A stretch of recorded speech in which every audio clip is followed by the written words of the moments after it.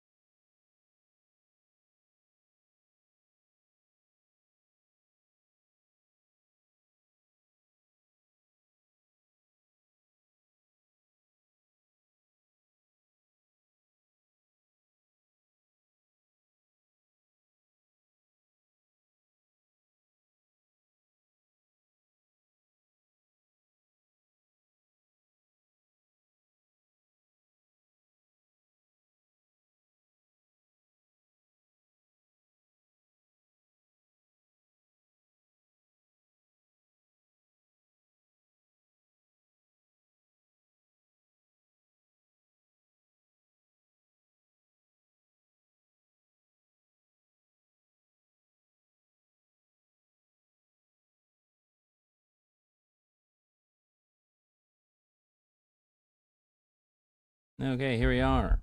Another day, another dollar. Am I right? We're just doing some pretty chill Bitcraft today. I thought about a couple of things. I thought about playing more Rogue Trader today. I didn't really have the energy for that.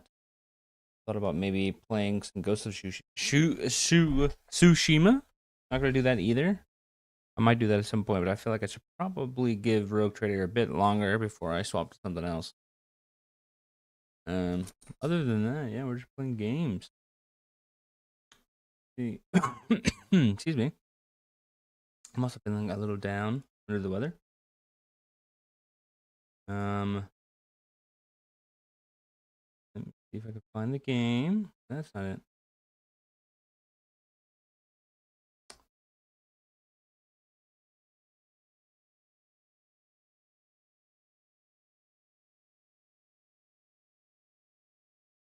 Hoping it works.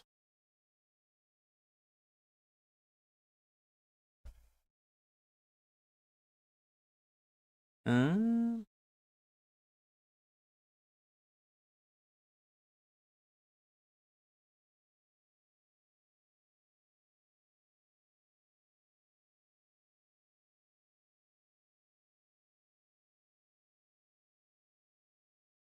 well,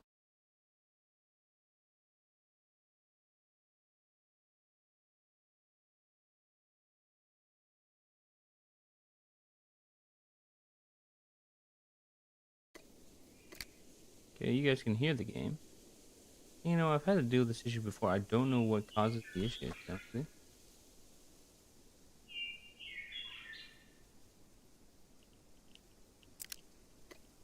I'm gonna restart the game real quick.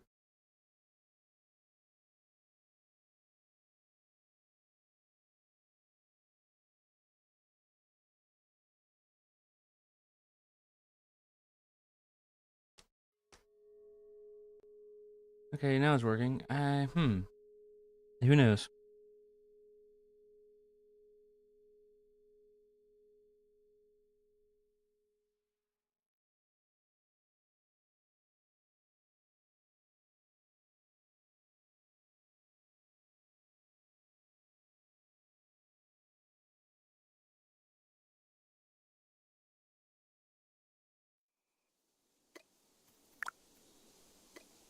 $10,000, man! I didn't realize the amount of effort this thing is gonna use.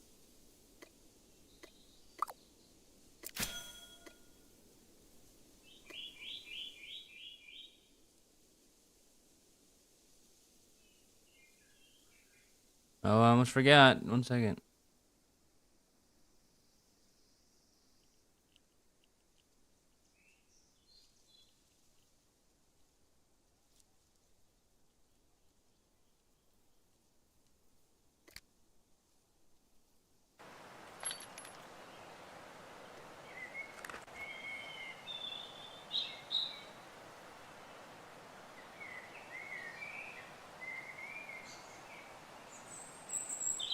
Where'd the little fella go? I love this little guy.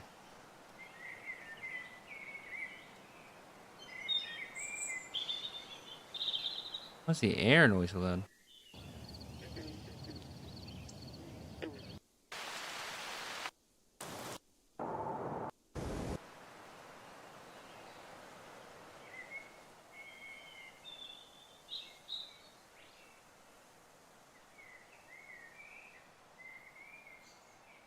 That's better. uh, hmm. Up, up your cutting prowess, sir.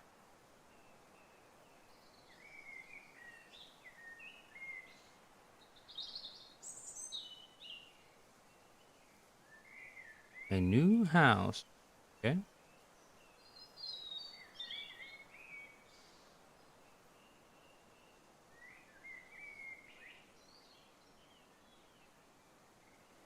Go back to the original grass.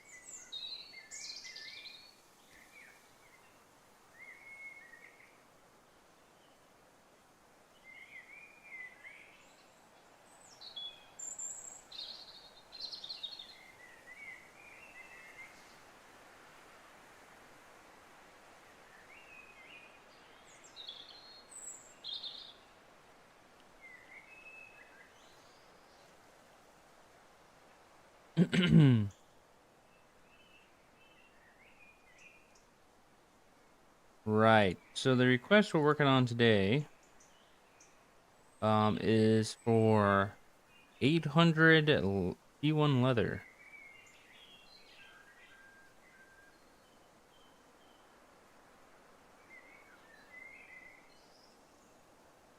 And in fact, I'm gonna go ahead and ask for an updated number.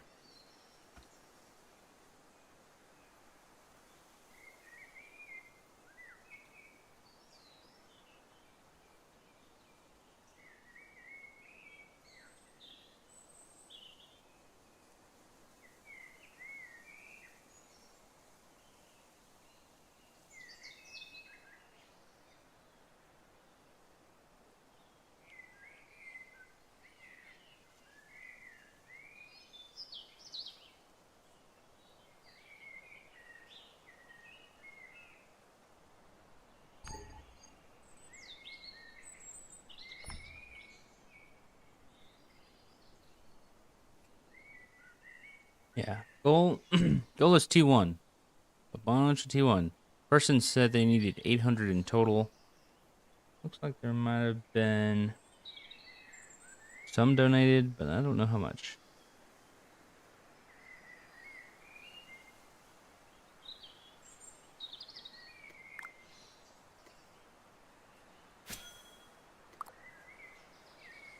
There's no way we're gonna get 800 before the end of the stream, but we might get close. They upped the rates at which you can farm it, so helps a lot.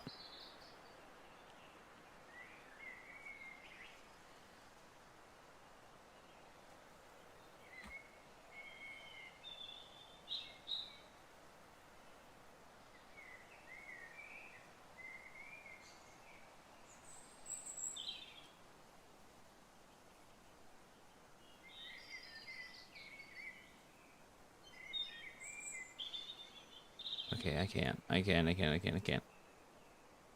What are we doing, man?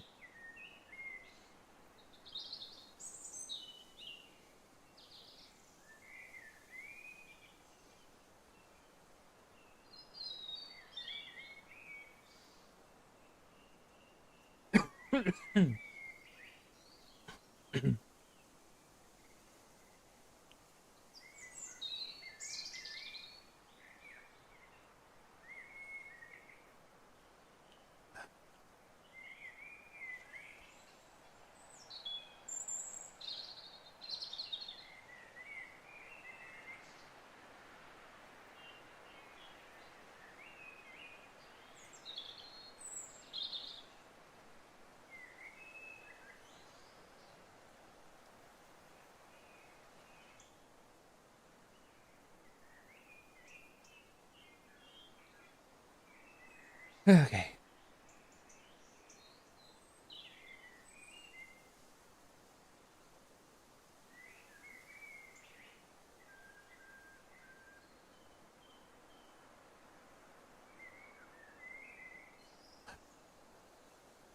Look at this, man. 10,000 effort. Okay, this is insane. It's insanity. The issue, I think, my biggest issue right now is the fact that these aren't the same number.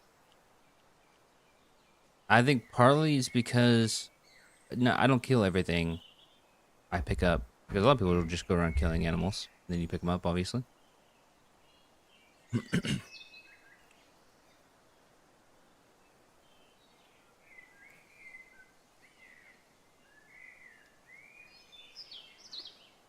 We need to get 20 sailing for the skiff.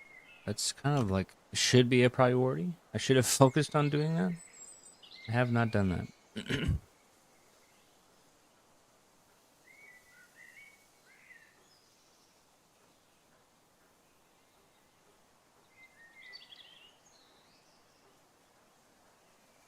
I wonder, can I make a dock for Kick Chat? Put some browser dock. Kick Chat.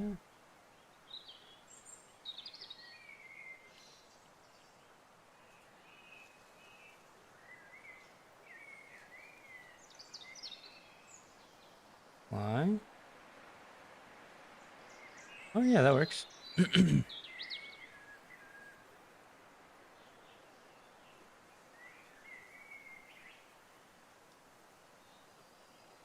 don't know where the best place to put this is. I think I'll do it here.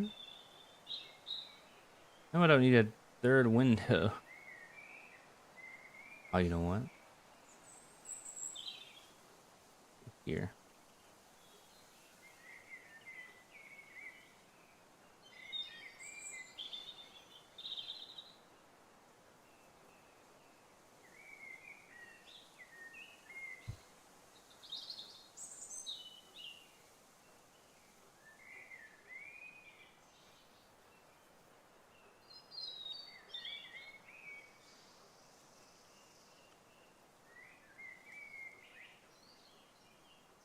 You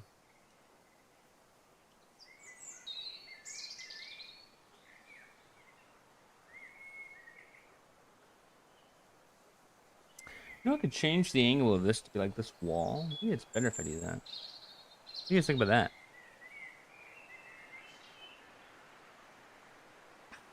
Yeah, I'm gonna try that.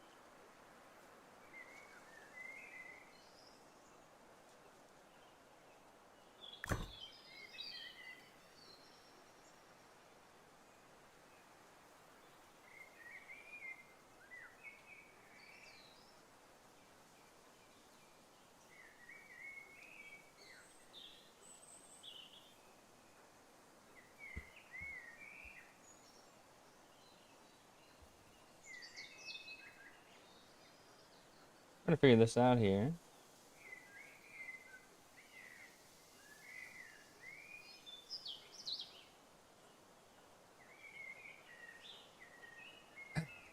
One second. I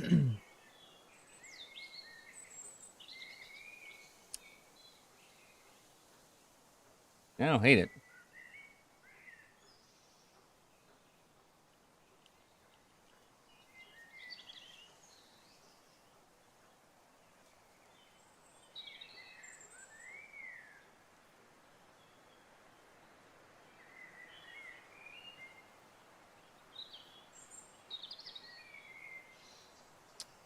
And then what? We invert it probably. Hold on. Get back in.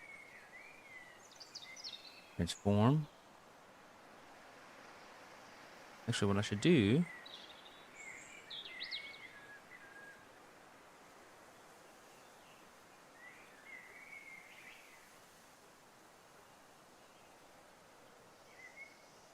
Hold on. Hold on. I'm puzzling it together. There's a lot on my screen. What I need to do. It's like I keep wanting to move. Oh, you know what? This is on my screen. I forget. Close that up. Make them small for a second.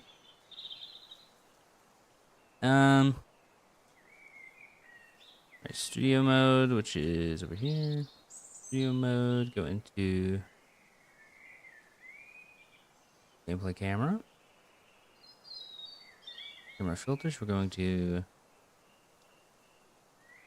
transform, rotate 180. That's not it.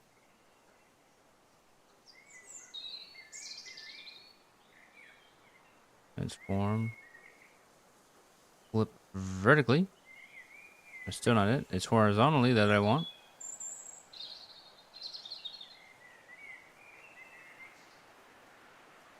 Sick.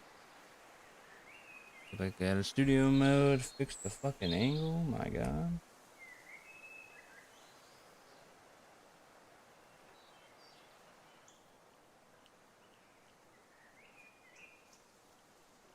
How's that? I think it's pretty good.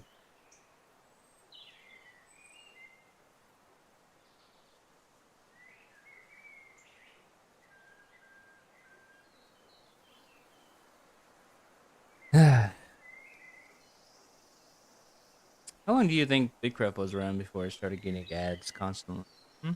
Probably not long, right?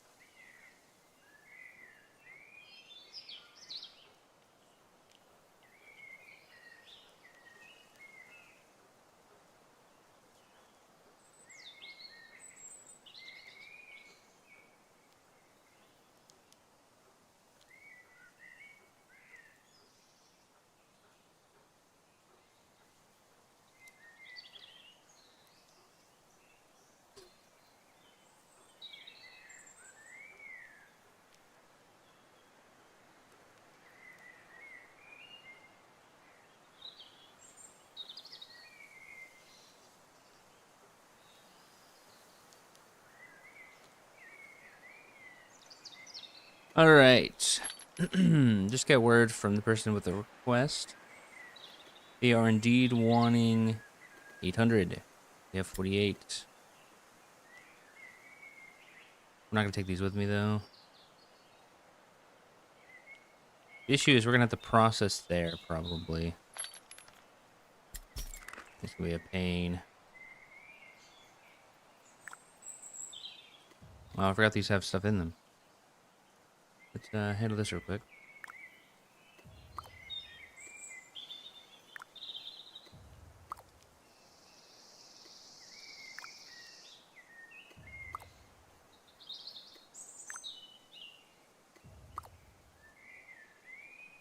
Settings, font size.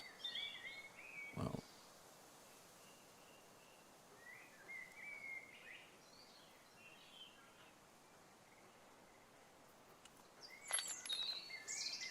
We're not gonna bother processing this right now, okay?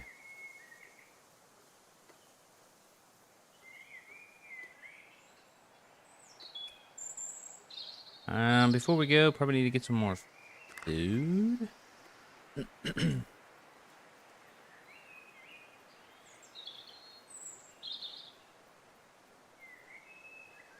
This is tailoring. Where is the fucking... They keep moving things around, man. That's in the name of efficiency or whatever, but... I just need food. Is it here? Okay. Um... Work, speed. Combat is what you want for hunting.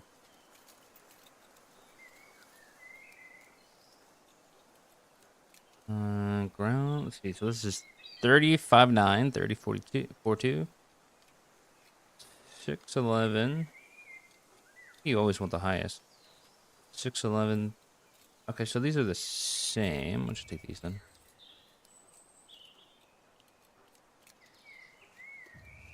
We take 2 stacks. Yeah, fuck it. I will because I can. Now this will eat up our teleportation energy quite a bit. We'll deal with that. We'll be alright. Let's double check. Yeah, you guys can hear me just fine.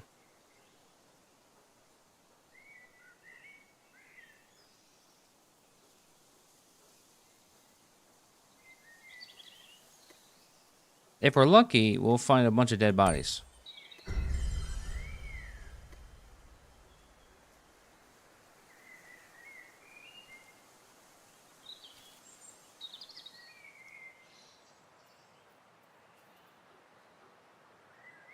I'm gonna check storage here, see if I have a bunch of T1 laying around. Sometimes I have some. Other times I don't. With 1 T4 and a bunch of meat. Okay.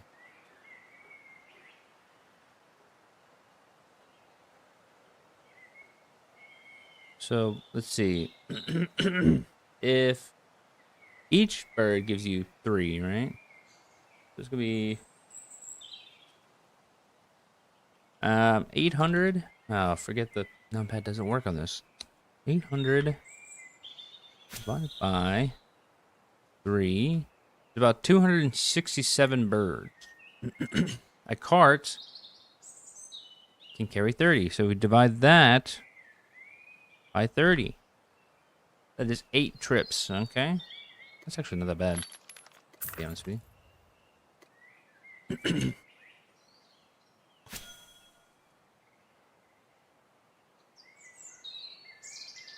We're on trip 1 right now.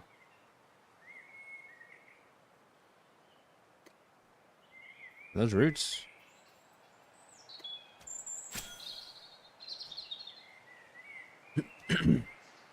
If they didn't run, it'd be a lot better.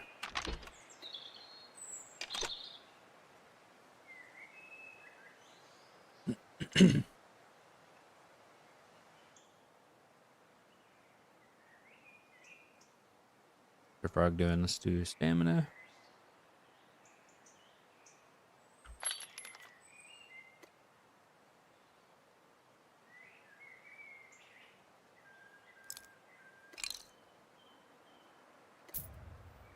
Technically, we can do 31 birds per trip, but I don't think that one matters all that much.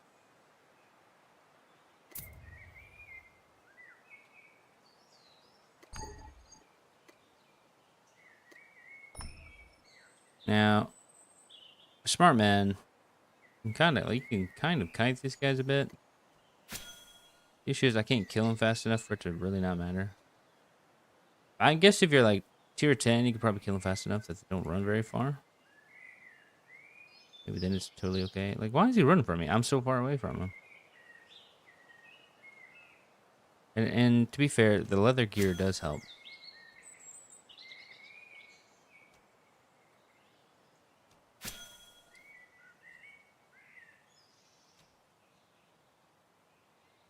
Hey, drop the bird. Thank you.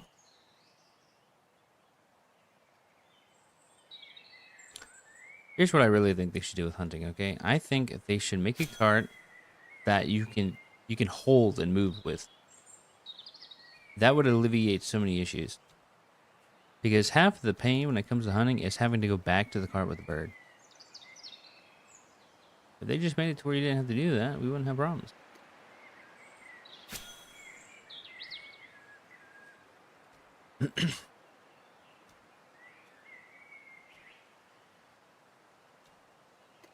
So one-click action to picking these guys up would be kind of nice.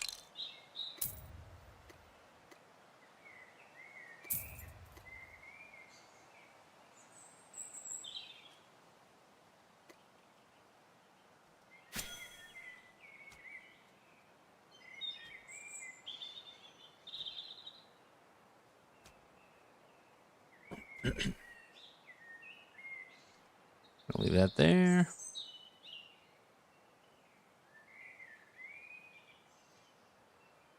Look how many birds there are.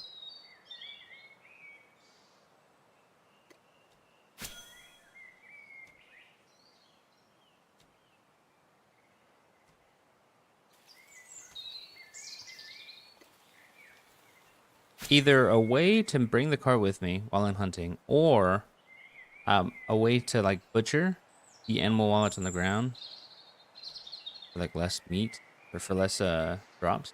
I think I'd be fine with that too. Because like it's a choice then. Do you want the more efficient stuff? Takes longer. Hello? Like bird? That was weird.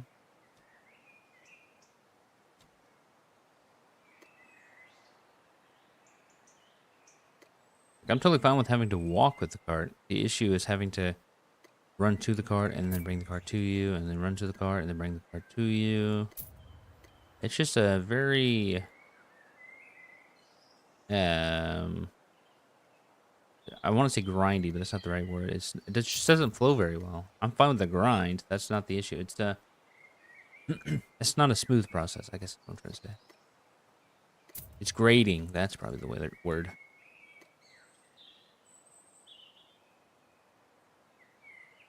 But they're doing their best, I suppose.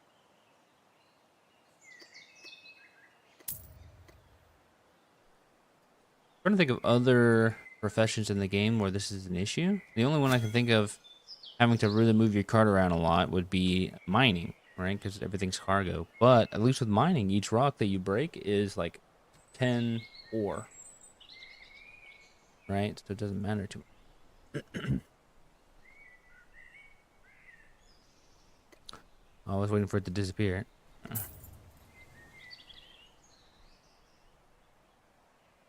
Wasn't using my hunting food there.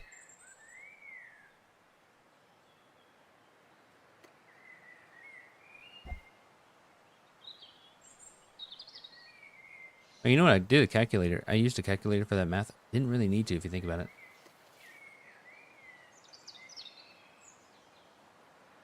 There's a bird in town.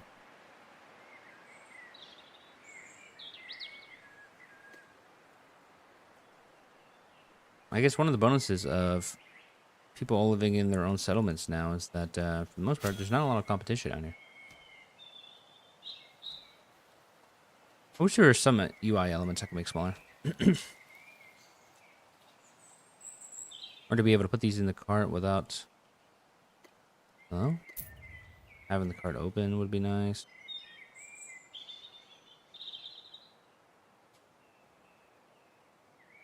Someone else joined the wardens. Whoa.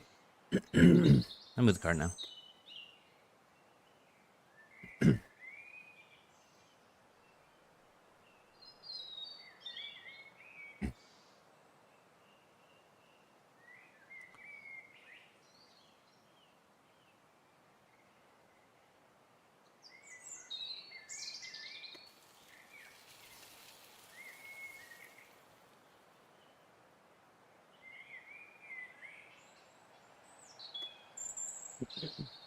A miss on a T1 bird with a T4 bow.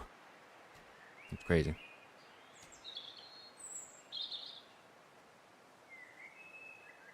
I don't know, man. I just think hunting shouldn't feel as punishing as it does when I'm not doing anything wrong. And luckily, there's no predators out here.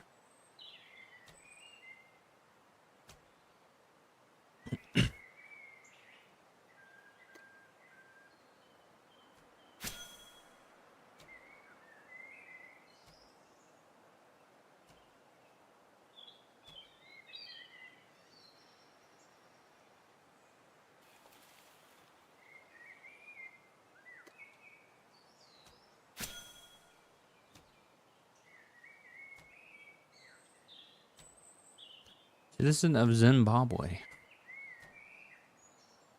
I mean, I guess that's an okay name for a settlement.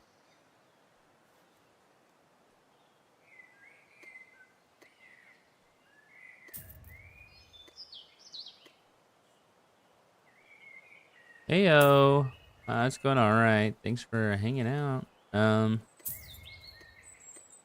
just kind of relaxing, you know, taking the day easy. Well, there's a big order for tier 1 leather from another member in the group, so kind of focusing on that today. They want 800, so my work cut out for me, to be honest. How's it going with you?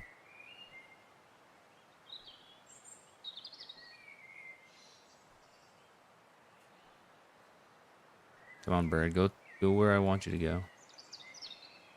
There we go. Well, never mind.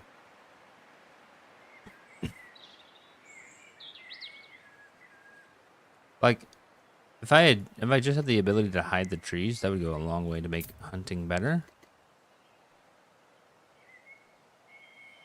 I mean, they already disappear when you get under them. As it stands, it shouldn't be that hard to make it to where a setting to where I only see the trunk of the tree. Some water here. Let's see if I can chase them towards the water. Nothing else. I still don't know how this is said. The name. I've always just said Staggy, because I think it's funny.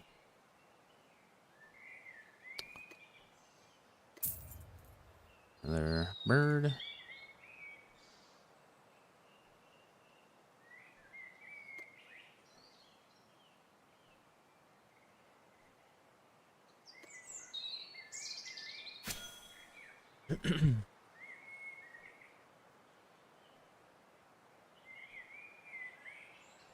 What's that?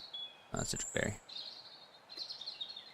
Yeah, I heard there's apparently a big bug in the game right now where tier 4 berries just aren't respawning, which is wild to me.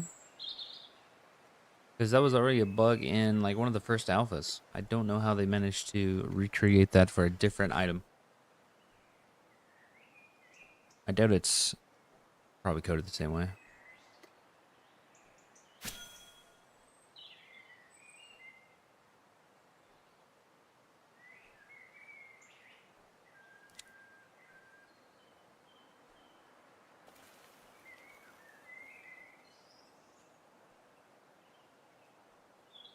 Yeah, I should be able to click on that bird through these trees. Shouldn't be that hard. Yeah, I'm already getting bots today. You know, it's funny. The only messages I get from the Kick stream are bot messages. I think part of the issue is that nobody on Kick plays video games.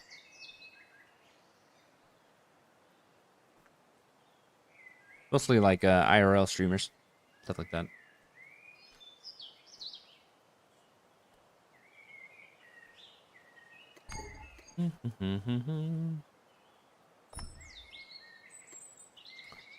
Okay, 2 more birds. We're gonna stick the card over here.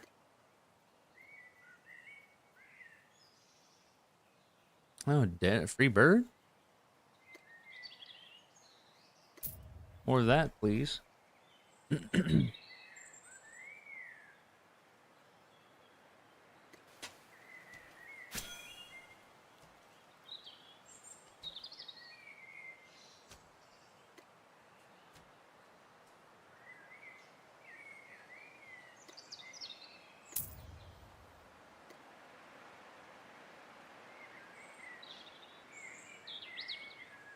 I'm gonna start playing the game like a top down. Not for the trees, damn it.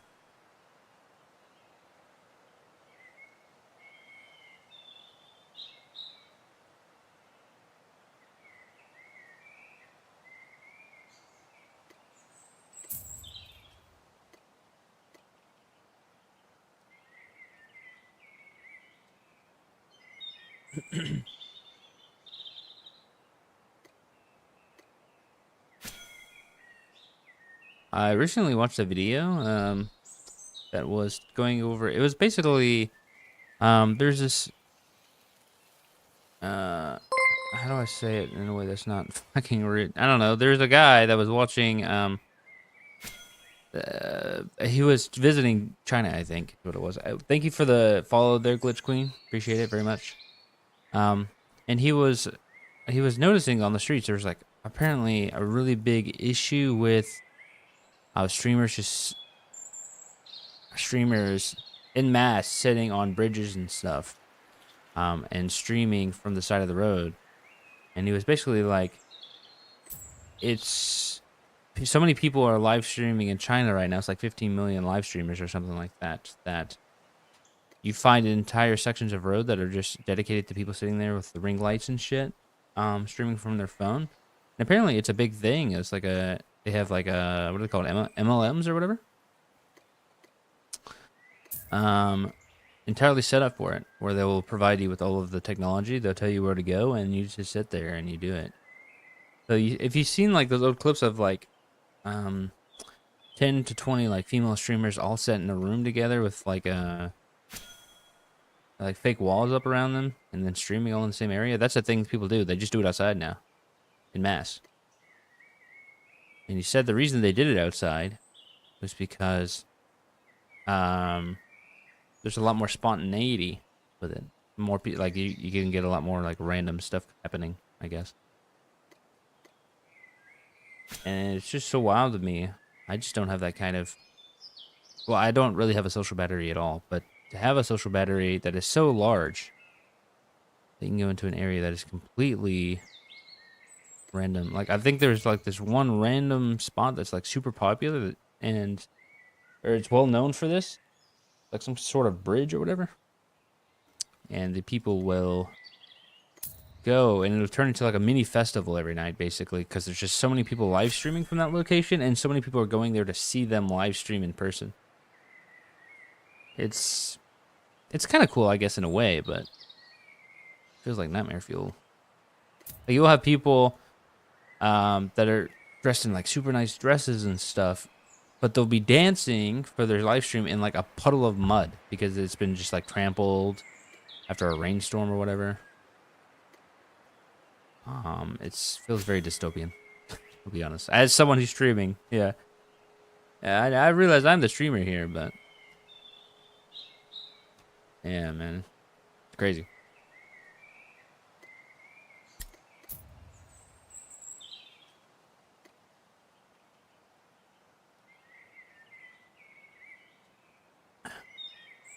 I wouldn't say things are that much better here in the U.S. Just more space to play with, I guess. There's some really crazy live YouTube live streams if you watch them in your shorts feed sometimes. Like guys that are just like, dare I say it, batshit insane, doing the most random shit for a follow. At the same time, it's like, I guess get your bag. All right, this is one of 8 cartfuls. We're gonna go process this and then put it all in the bank, and then we will figure out how to get it back to the claim leader. Wrong station. It's gonna be 93 pelts one trip. So for 800, 8 parts will not be enough. We'll actually need like a 9th part, I guess. And getting it all back, I don't even know how we're gonna do that because it's. We can have 10 per row. It's 50 per line. I can only do 250 per trip. And it's going to take all my teleportation juice. Unless I do land trips. And that's going to... Well, maybe that's not so bad. I could do I can ask somebody to shuttle me, I guess. Or I could do it. Yeah, I just do it by raft. I can do that. That's not too bad. It's only like a 15-minute raft drive, I think. If I had a skiff, it'd be faster. But you know, I do my best to hinder myself.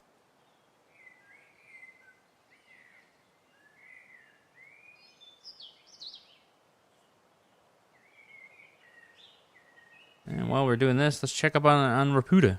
Raputa the little frog man. Look at him napping. Silly little guy. Oh, I got a piece of mail. Oops, sorry. No, I moved in game. Woohoo! 5 coins. That's actually huge. A lot of coins. Shall we roll on cosmetics? If I do all 5, what happens?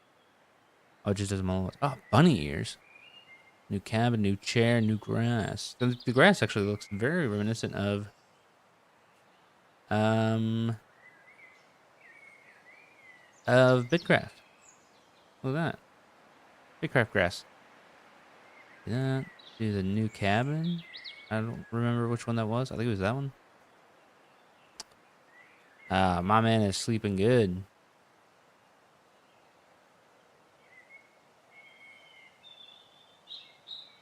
Seems like his stamina gets refilled real quick.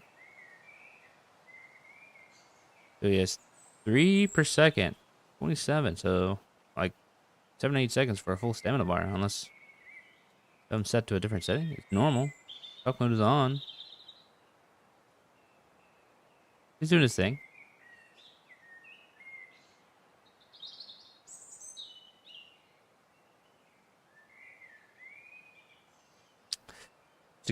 Such a cute little thing.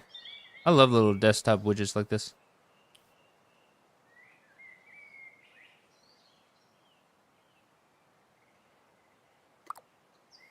Hey, okay, this is gonna take a while. Let's take a load. How long have I been streaming? 45 minutes, so maybe it took me 15 minutes to do one grouping. So I could do 4 an hour. It takes me about 2 hours for 800 tier 1 leather. Just getting the leather, not transporting. So it's probably like a 4-hour thing total.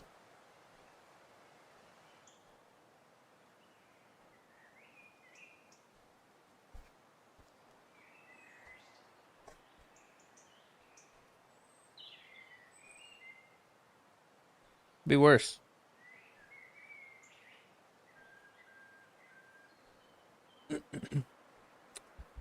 Man, the slog getting from 40 hunting to 50 hunting is gonna be painful. Let me tell you. But on the bright side, the higher my hunting is, the harder it is for somebody to outdo me. So it's like an inherent importance thing, I think. I will always be valuable the higher my level is. Granted, I saw that Kaizudo was already like 70 something mining, which is just wild to me. Although, I mean, just like AFK mining for a full day is a lot easier now that they have caves and stuff. I mean, there's no enemies in there. There's no danger to it. I wonder if they're gonna maybe do them like they did the little dungeons before, where they like collapse after so much time. And then you have an incentive to get like a group to get in there and mine it all before it collapses. All right, load 1.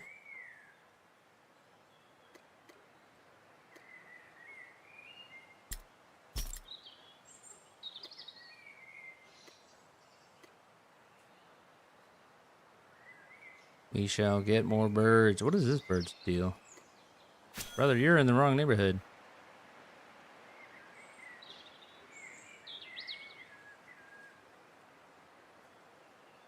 I wonder if people are selling the birds. They're selling for like 5. I'll buy them. Orders. Flame. Okay. Cool. Saggy. Unavailable. No one's selling them. There were buy orders for 25. Honestly, not a bad value.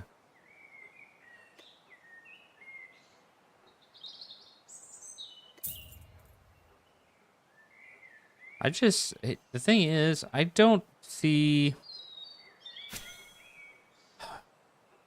I'm not sure how the market's supposed to work in this game, because there needs to be a point where any one resource is no longer a value no longer has value for people to be willing to sell it.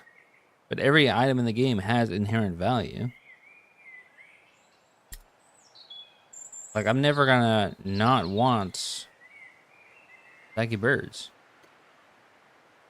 And the only reason to sell it would be if I want hex coins. So I mean, like, when are you ever gonna want hex coins more than you're gonna want the material? I don't know.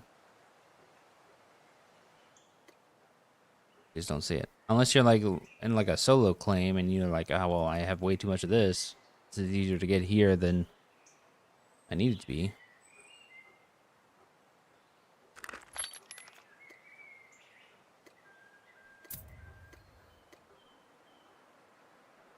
I think the entire point of the market is to have specialized camps, but nothing is specialized so far. Shores of Arum, ruled by Ali Hibe. Whatever.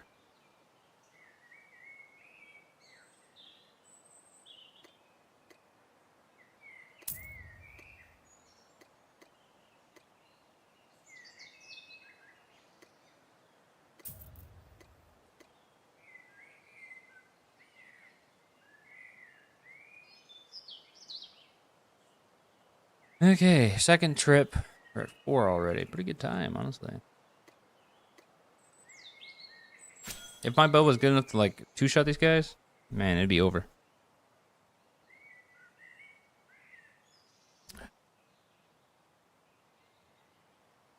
You just move too much, man.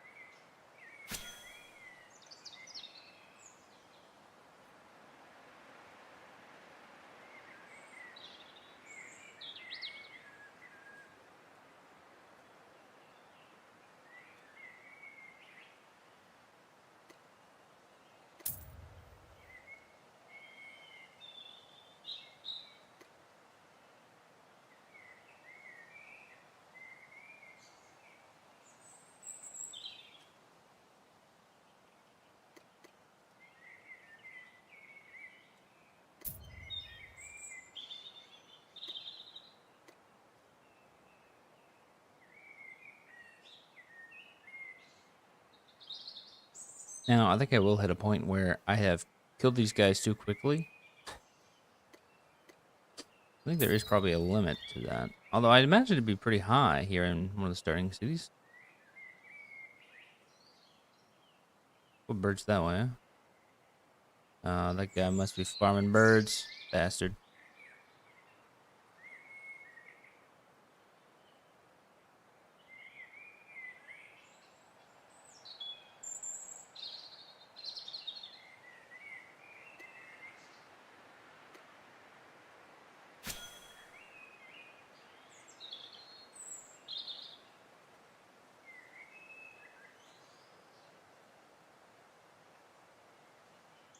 Basically, for like, I think for things to have value, people are gonna have to stop progressing, I think. Claims will have to decide it's no longer worth my time to progress. And at that point, items will start being sold for their value, I think. I think tier 5 sounds like tier 5 is going to be kind of the bottleneck, I think, for a lot of groups. Kind of the point where everyone's saying, you know what, it's not worth it. There's just too much that is needed.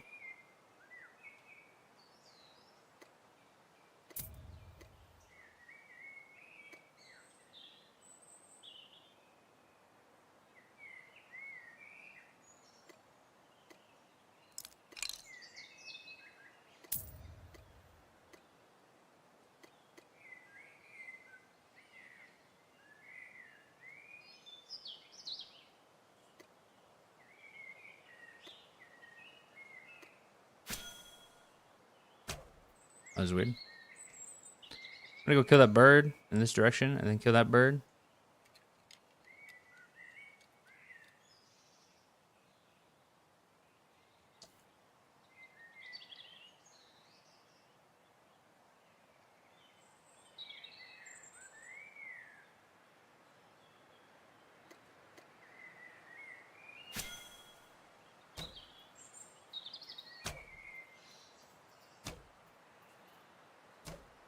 This is peak efficiency.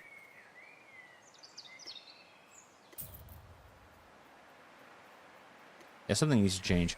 Like if you kill a bird, maybe it automatically goes on your back. No, people aren't gonna like that. There's too much friction.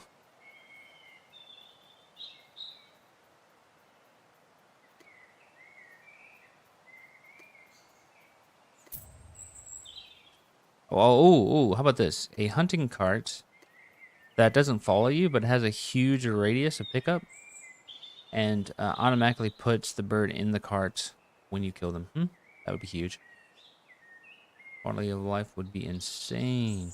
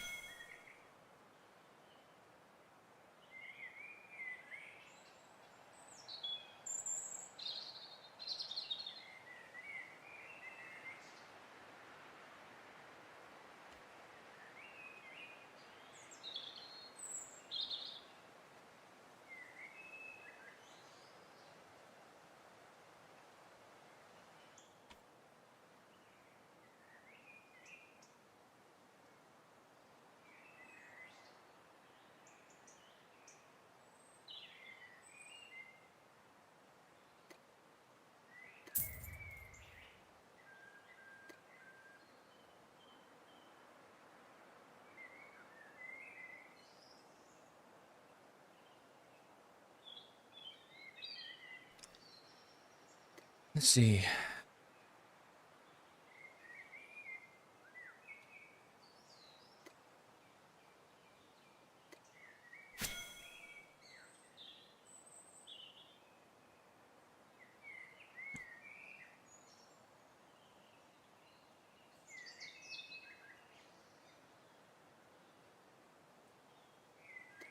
Mm-hmm.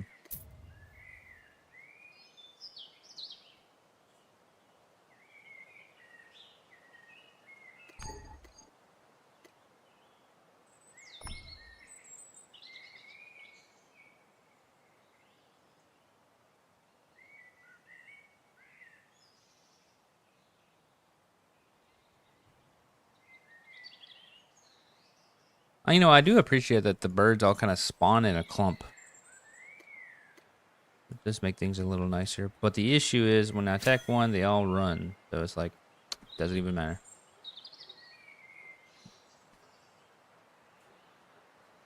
I am kind of confused why they took the abilities off the bow. I mean, like, the bow had abilities. I think it had like a root and stuff.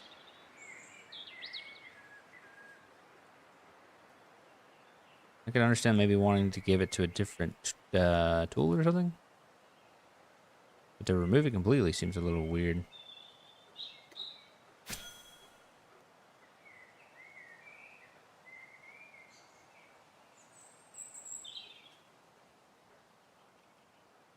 What is the timer on these? Dude, I thought it was like 5 minutes.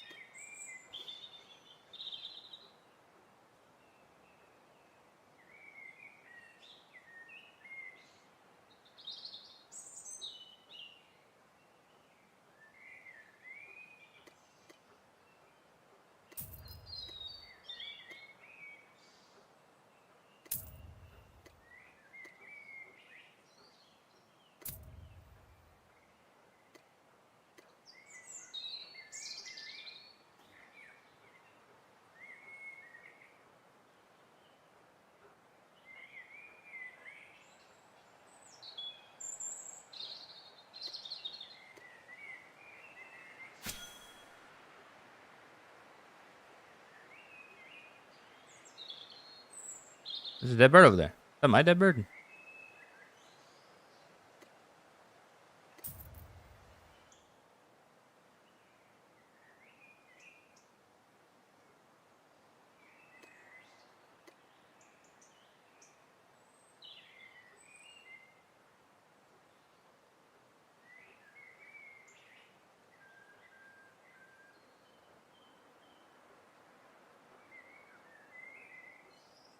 So lately, I have been getting back into coding, and I kind of kicked that off with deciding to mod a game me and my friends have been playing called Pulsar. It's like a space adventure. It's basically Star Trek if it was a shittily made indie game.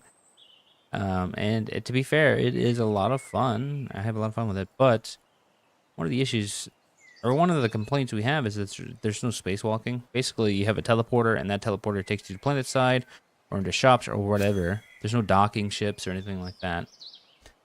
So I thought, how hard could it be to create a mod that puts you outside of the ship? Like, basically, I just need to use the same code from the teleporters in order to teleport you outside the ship. At least that was my thought. However, turns out the teleporters are made in such a way that it's not like a location based. It is teleporter based.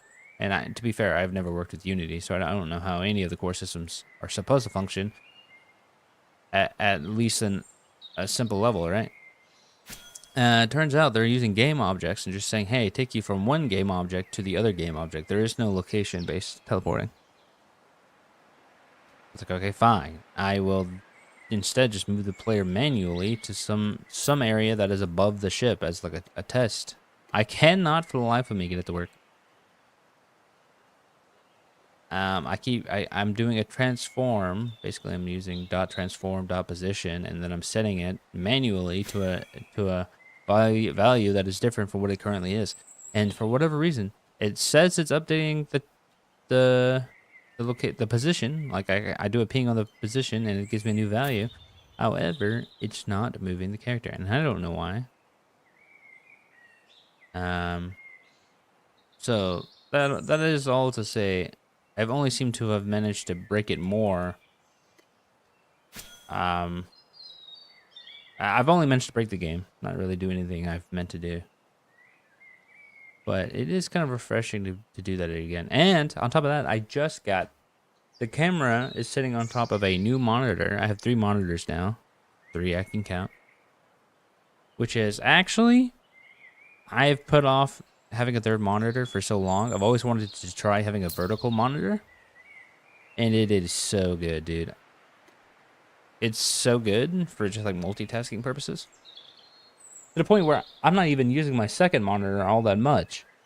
I just like the fact that the vertical monitor, I can have essentially 2 monitors on one screen at any time. So I have OBS at the top with all my chats and stuff. On the bottom, I have my Discord.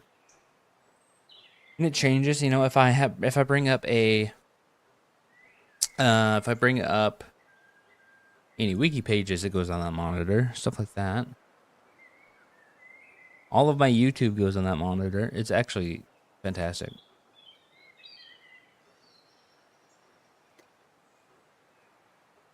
So if you guys haven't tried having a vertical monitor for multitasking purposes, give it a shot. I love it.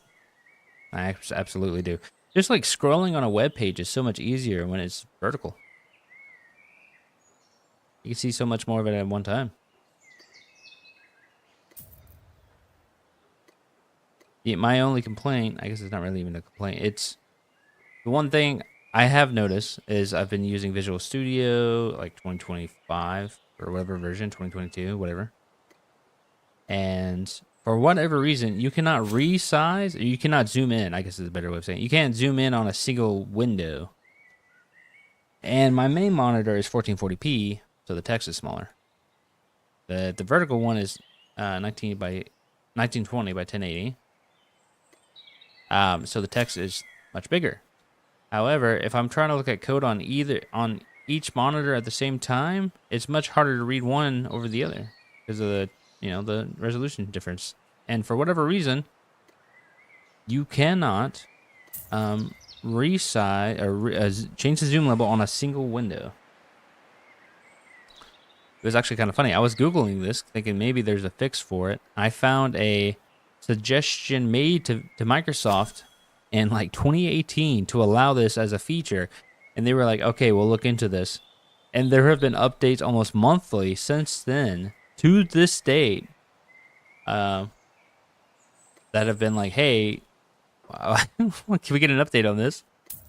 It's 2025, guys. How is this not done? It is actually kind of wild that something like Visual Studio doesn't even allow that. Why? Who knows why? It just seems like a little tech debt thing that they just never did, in my opinion. They were like, there's no money in doing it, so we're not going to do it. It's pretty much what it feels like. Granted, it's a Microsoft product, so go figure.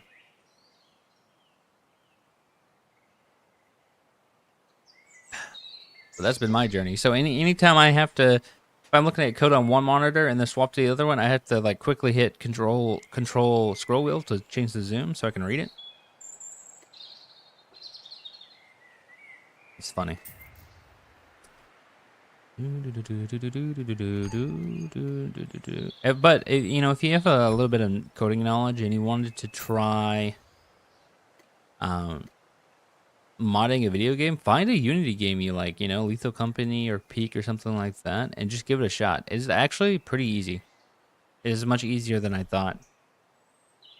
With Bepinex and other mod loaders and stuff like that, injectors. Much simpler than I would think. You don't need a lot of knowledge in order to just start doing it. Now, to make something good, I think you probably have to have some kind of knowledge, but you'll gain that just by doing it. That's all you really need to do.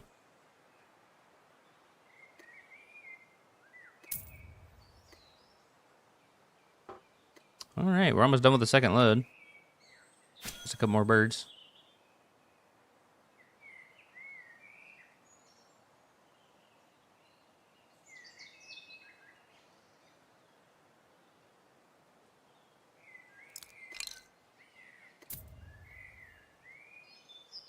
Can I chase one of these birds that back to the cart?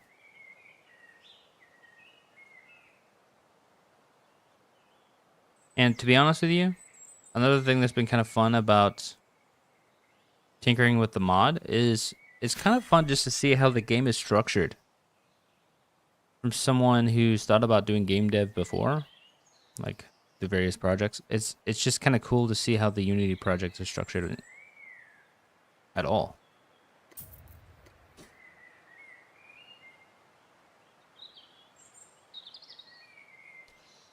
Decompiled game is almost like a little treasure trove, you know? You never know what you're going to find in there.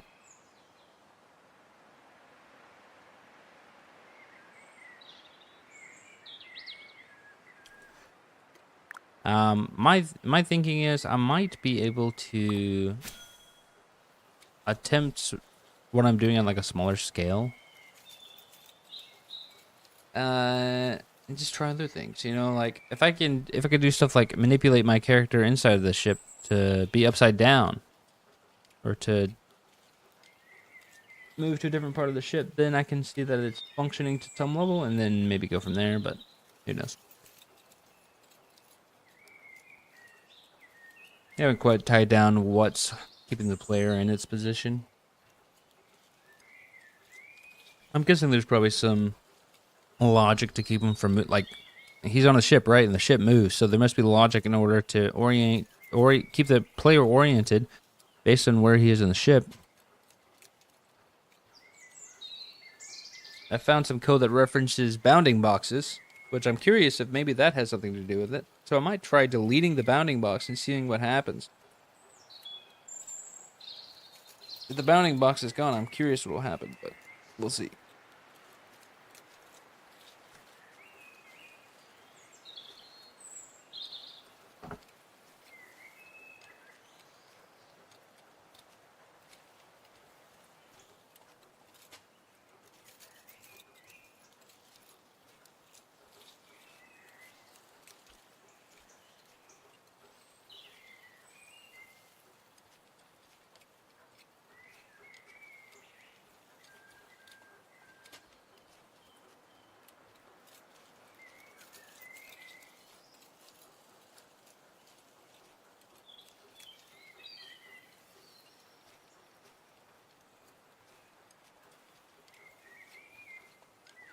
Alright, second load, and I have been streaming for an hour and 9 minutes. So each load's about 20-ish minutes, I guess.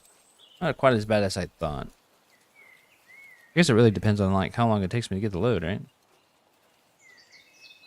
Some of these guys are further away than others. There's a lot in that direction. Gotta blow my nose.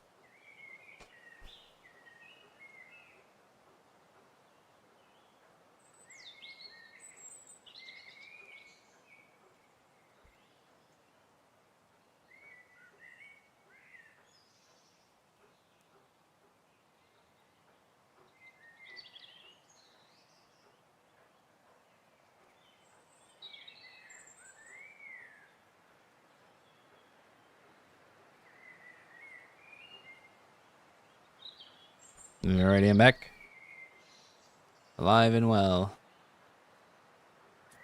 Oh, pretty exciting. I'm almost level 42 hunting. Here's what I think would also be kind of cool if they made it to where your level with the tool influenced your crit chance and also just crit chance. I guess just maybe crit chance damage.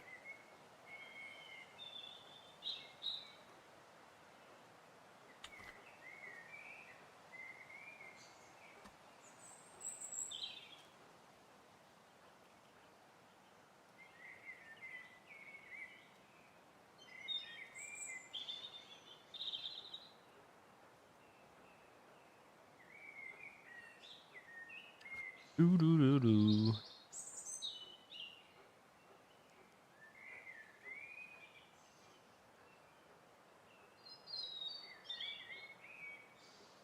Just another load, basically processed.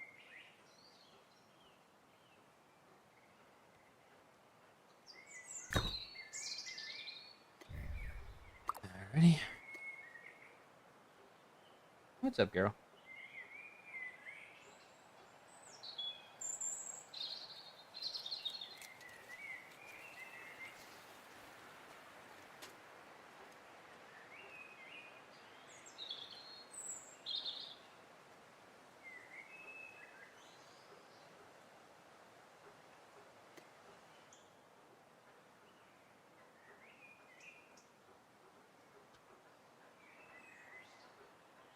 I wish you were a lapdog. If you were a lapdog, I'd put you in my lap. Not a lap. Where are you? A good girl.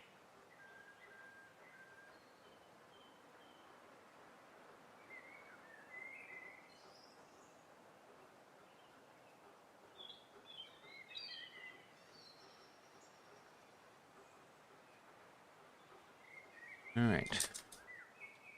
What? Ow, ow, ow, ow. You can't be scratching me like that. What do you want? 1 second.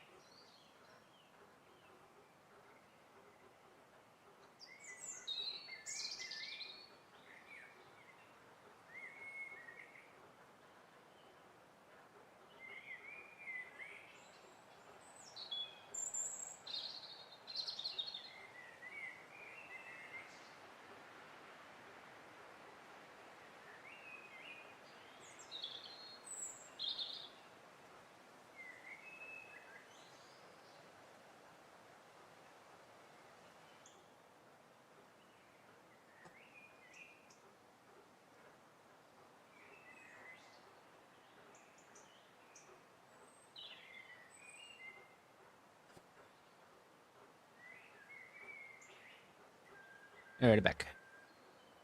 Sometimes you're just gonna play with her a little bit.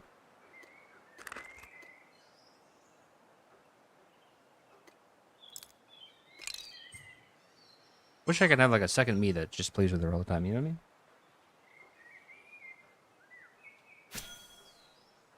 Try to make that the cat's job, but it just doesn't work. What is all of this? Hello? Oh, that's me. I did that.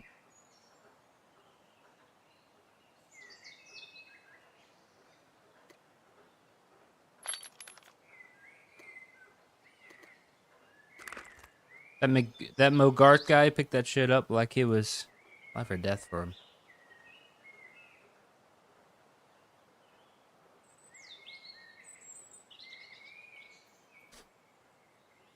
I just want to find some like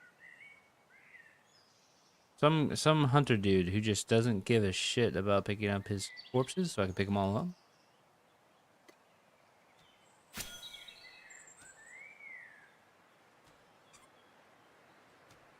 Honestly, if he worked in a team of two, it probably wouldn't be that bad. Like one guy to pick up your corpses as you kill them, probably go pretty well. Okay, dude, fuck off, Edward. Unless he leaves it, he leaves the corpse.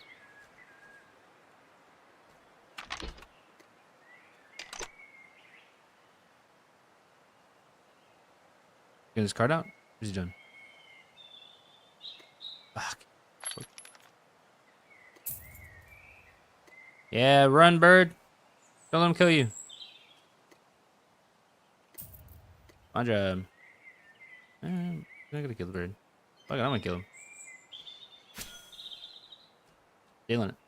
My bird. I wonder whose it is. That's his bird, apparently.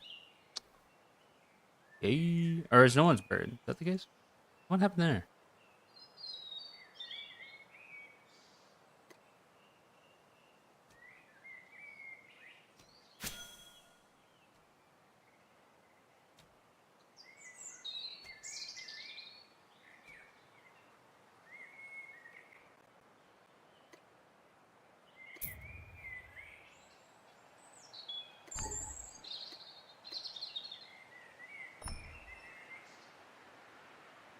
He must have gotten the bird. Well, he's not there, so. Who's to say? I should put this little guy up here. Oh, it's behind my camera, isn't it? Hmm. I don't know where the best place is. Okay, right here. I didn't want that.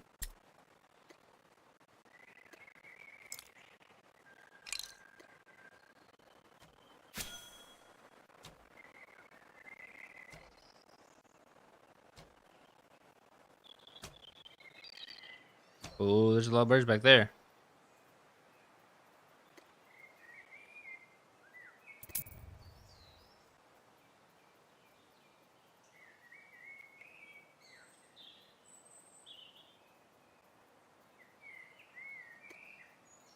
A lot of birds right here, though.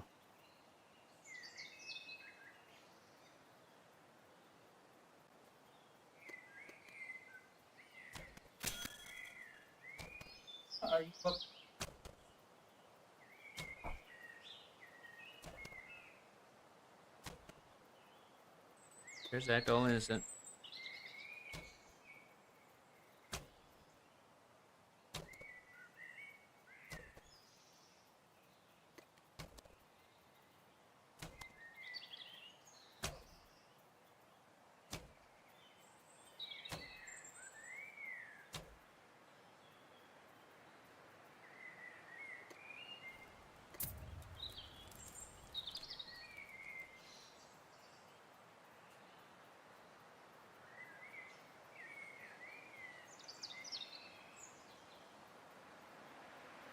Let's see if I can chase this bird back to the cart.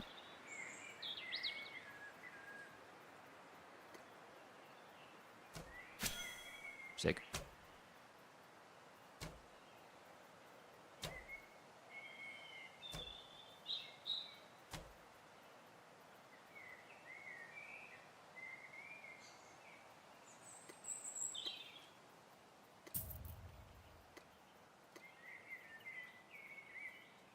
Why, girl? Why? What do you keep bugging me for? What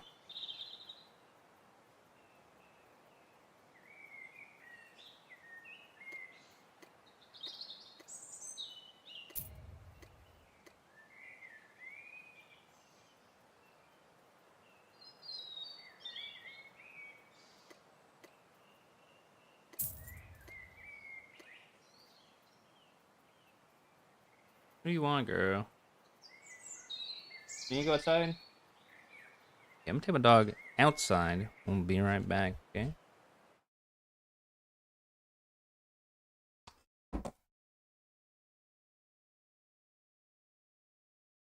Be right back.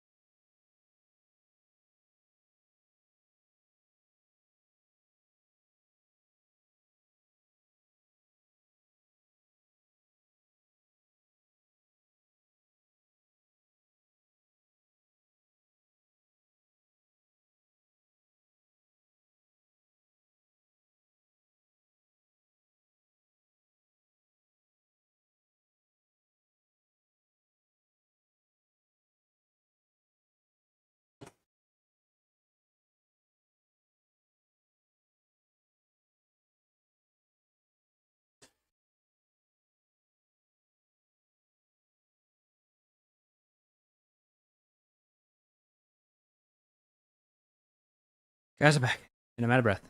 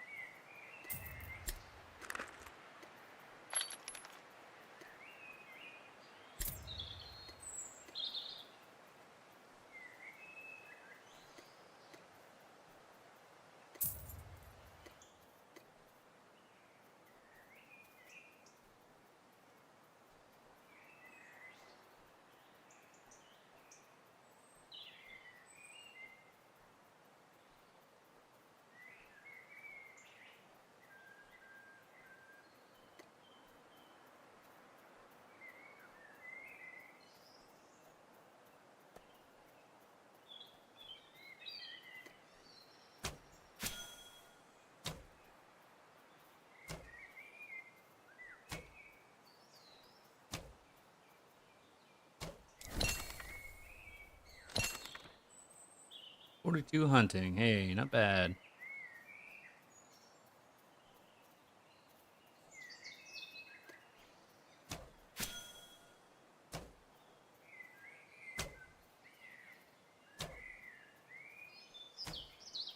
I'm gonna chase the other ones to the water.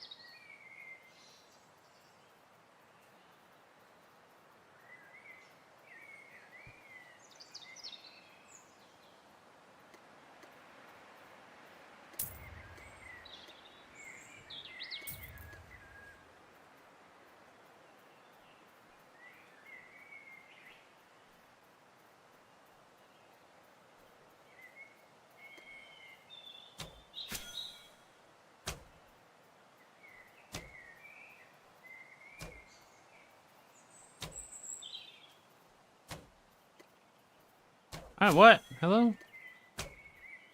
That's fucking crazy. Cannot believe it lived. What are you doing? It's trying to drown itself.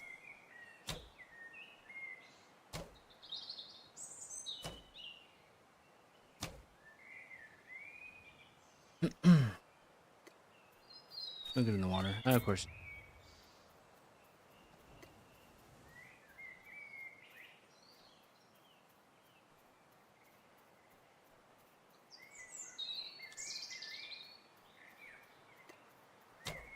I think what would be really awesome is you found a location where it's like a big pool of water and like a very small island, and it just spawned like 1 billion animals on it.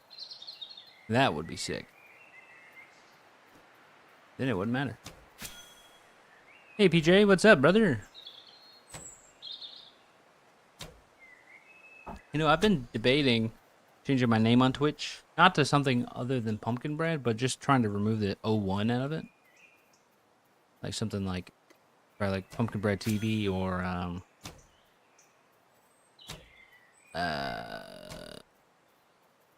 don't know. I think anything else would be kind of annoying, but like the head thing. What the hell? Who did that? Oh, you did it. I didn't even hear it.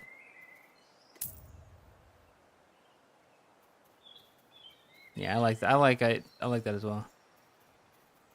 I tried just pumpkin bread, but it's already taken. The issue. Short of like changing the E to a 3 or something, I don't think it's gonna happen.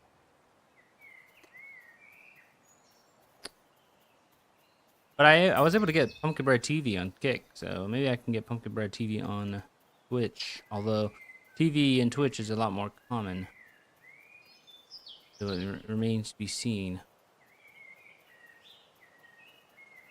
How have you been? How have your days been? Fill me in on them.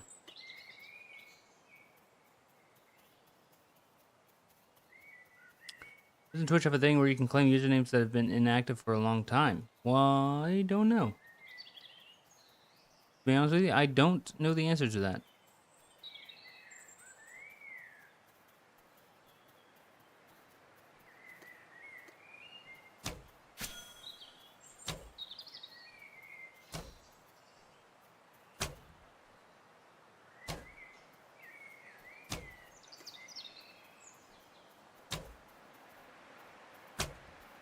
Okay, to the next level, I need 40,000 XP, my god.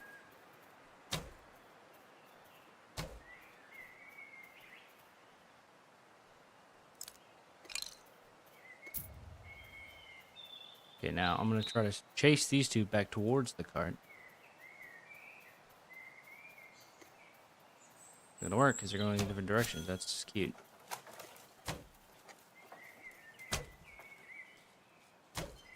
Grandma's on the last flex. She has dementia and Alzheimer's, so I'm hoping she kicks the bucket soon. Yeah, I get that. I don't think that's... I mean, that is... I guess it's technical by definition a little morbid, but I think it's pretty... I think it's a pretty common, like, thought, you know? Nobody likes seeing their family members come down with, like, really bad dementia or anything like that.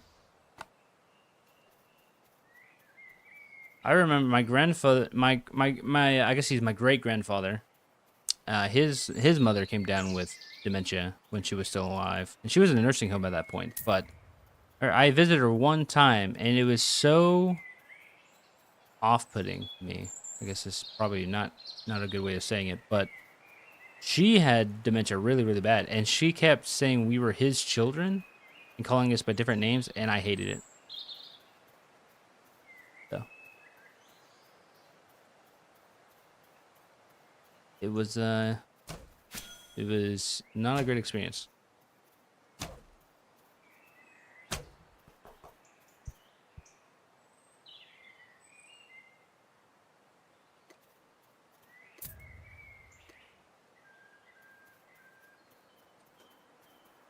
Suppose the human body's not supposed to really be to survive past a certain age, or like the average like lifespan of the human of humans.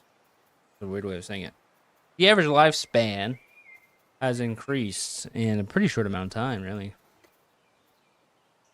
30 years ago, it would have been like what, average life expectancy of maybe 65.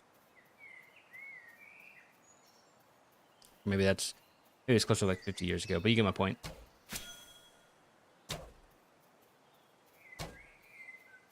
Soon we'll be part machine and live forever.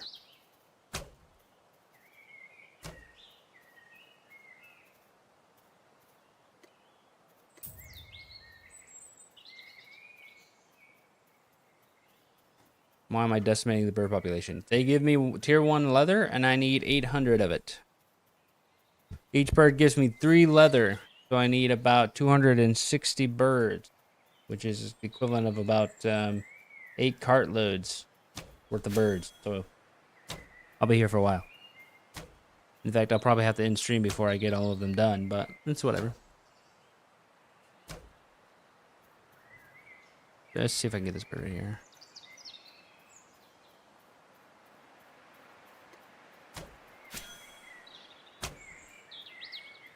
Basically, someone in my, it's not really a guild, but what is the equivalent of a guild, said they needed all of this in order to upgrade another property that we have. Say property, it's a claim. We have another claim somewhere, which is essentially a base. And in order to upgrade to a specific tier, you need pretty much all of the previous tier's mats. And we're going to tier 5, which is the equivalent of 800 tier 1 material. And it takes forever.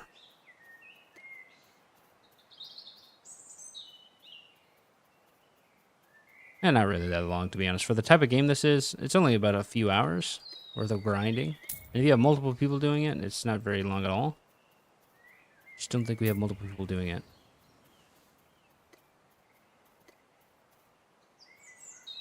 Did I get all the birds that were right there? Yeah.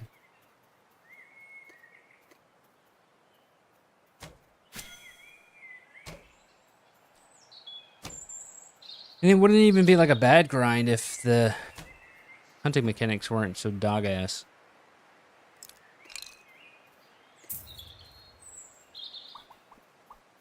Do they respawn? Yeah, they respawn.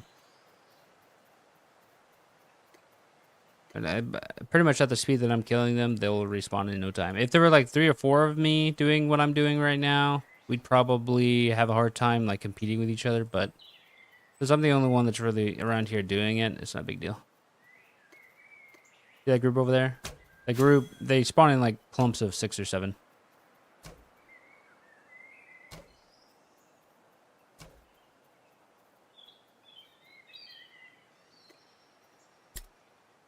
Pick it up. There you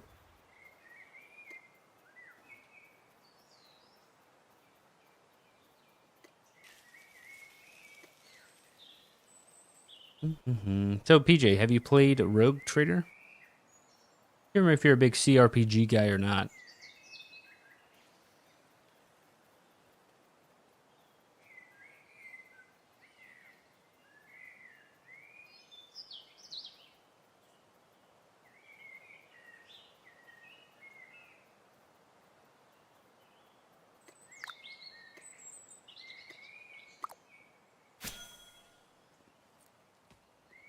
Oh, you're playing Balatro? Fair enough. It's Rogue Trader with a D. Actually, I said it wrong second time, but playing Balatro. You know, Ben has been playing the game. I guess he's probably not nonstop right now. When he started playing it, I think he played it for like 4 or 5 weeks straight. He was in love with it. There's a new one that came out. A new Balatro-like. I don't know if that's the right way to say it, but it's like that roguelike minigame stuff called what's it called? I have the demo. Called Inside Trading. It's like the stock market if it was Balatro. Balatro, but the stock market. It's actually kind of fun. They got a demo out if you want to try it.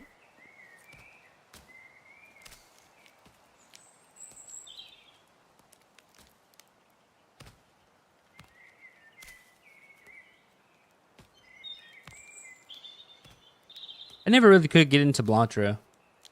I never could get into Balatro, and I think the reason is you need so much previous knowledge to know whether or not you're making a good decision. And I think it's not really that hard if you just play the game, obviously, but you have to get through that initial, like, I don't know, 5 hours to know what the jokers do and how they synergize with, you know, the planet cards, and then you have the moon card. You have like the moon cards. You have the jokers. You have, what are the golden cards called? And my point being is there's a lot of mechanics all in play at the same time. So if you want a good run, you kind of have to set yourself up for success, and that requires a lot of knowledge that you don't have when you first start playing the game. But I didn't play very much of it. Kind of moved on before I could really understand what I was doing in the game.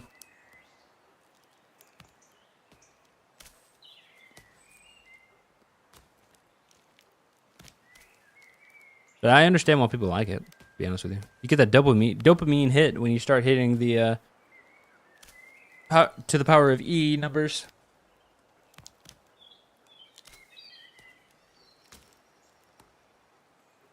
How do I update? How do I upgrade Rapuka? How do I want to upgrade him? I guess is the better question.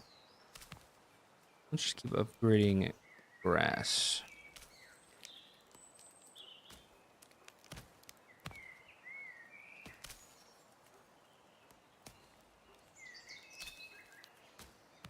This is load 3, if I'm not mistaken, of 8. That would be the case for endless, but the win on NT8. But the win is on NT8, so I just try to get my blind to make it there. Make it there. That makes sense.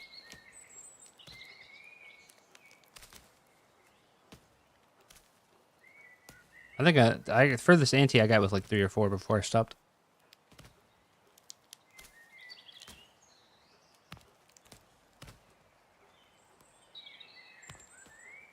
There's actually another Balatro like that I saw that someone was developing where it's Scrabble.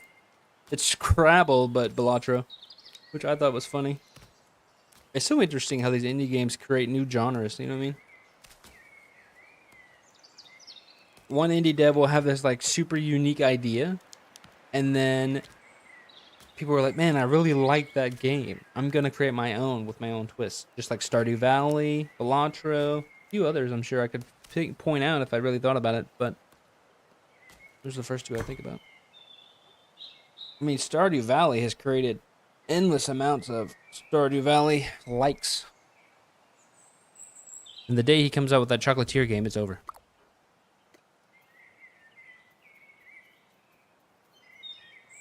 Not that it's not like it's a bad thing or anything. I'm just saying, like,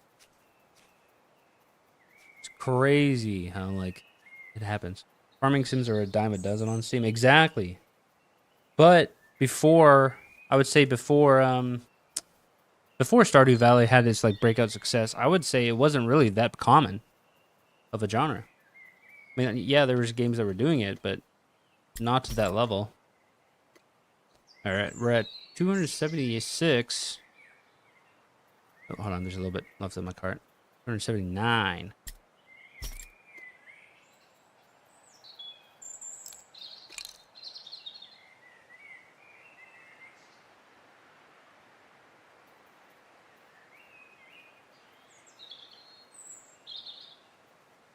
And to be honest, I think the reason you see so many of these like copycat games, not that it's a negative thing, it's just a term I'm throwing out there. The reason you see so many copycat games is because, on principle, developing that sort of game is not difficult if you think about it. My time? Oh, my time in like Sunrack or whatever. My time in Sunrack or whatever it's called. Sun Creek.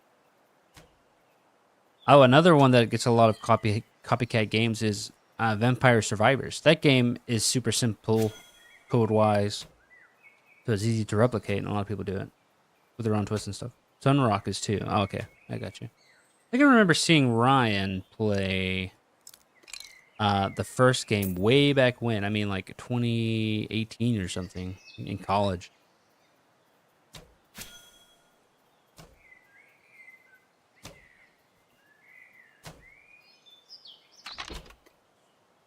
I think when he was playing it, there was like translation issues. I don't know if that still is a thing with Sunrock, but Bounty of One has a lot of copies too. Oh, okay.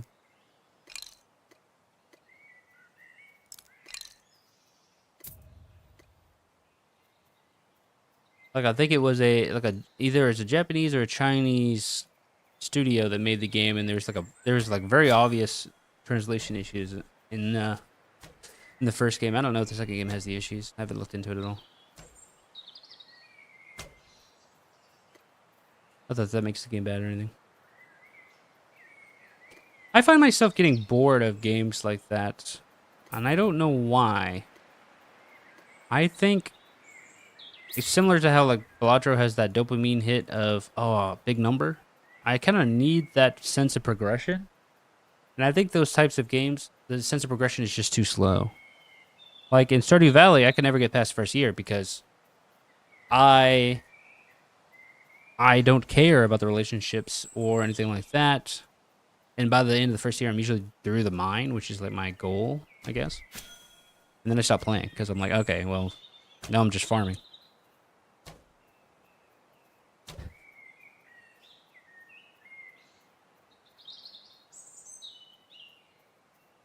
But at the same time, I play Minecraft. I like Minecraft.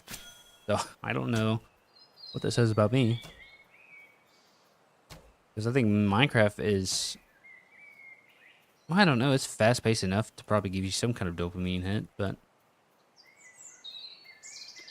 I don't know.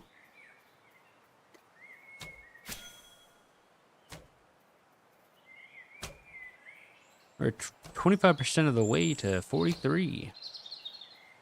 Really just cranking out the levels here. I like the initial setup and getting all automation started. I do like doing that kind of thing, yeah. I always love automated Minecraft. I guess there's dopamine in that.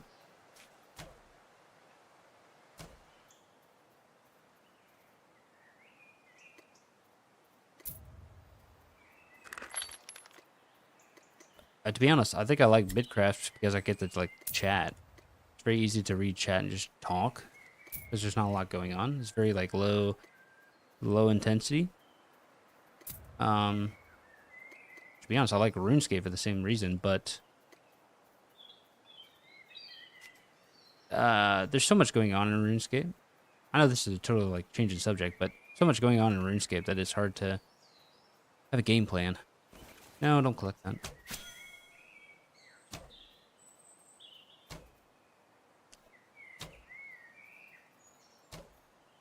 Yeah, I do like the low fi vibes.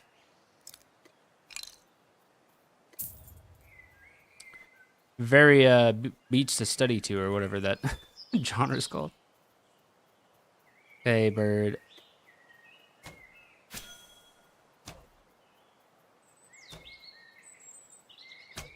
Look, eventually they'll come up with a system that makes hunting not suck. I believe in the devs. But until then, somebody's got to do the dirty work, and it's gonna be me.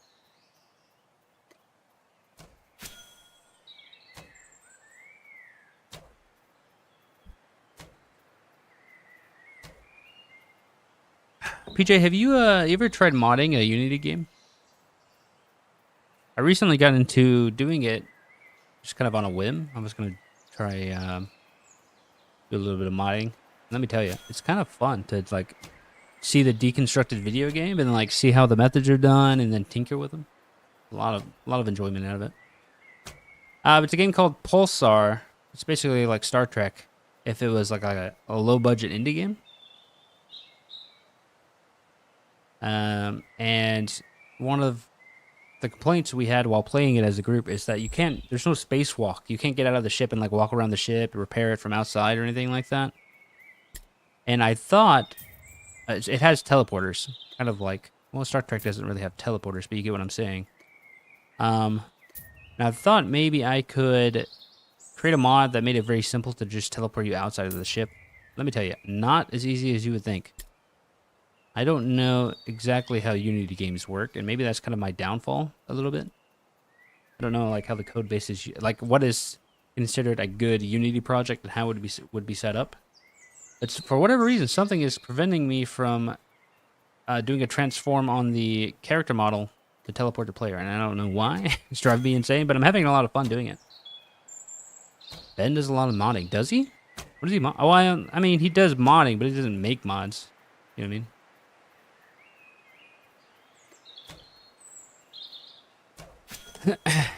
But if you've, I'm just like, if there's a game you like that's in Unity and you've never tried doing it, I bet you'd have a lot of fun doing it.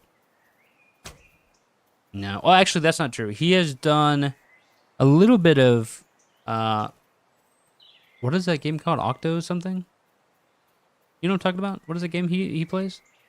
Octopath Traveler, that's it. I think he said he's done some modding in Octopath Traveler, but nothing like code related. I think it's mostly just like model changes like that. Not quite the same. Yeah, that was the game. It turns out it's actually pretty easy to mod Unity-based video games, believe it or not, with BepInEx and stuff. So if you've ever thought about like, oh, it'd be kind of a cool idea to mod a video game to do X, Y, and Z, give it a shot. It's pretty low barrier to entry because I can do it, even if I'm not good at it. That's a good question. I don't know. Maybe he did. Maybe he did, and I'm just wrong.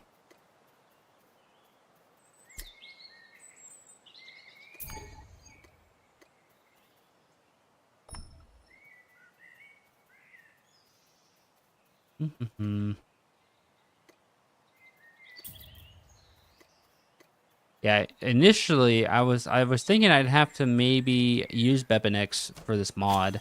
I went to the rabbit hole of trying to get that work for like the first day. Didn't get managed to get it to work, but I stumbled upon a Discord server that is all about modding this particular game, and they had made a custom mod loader for that. So that was a fun discovery. Um, and then getting that to work was pretty painless. So they even created helper methods, man. Helper methods. Not that I'm using any of them.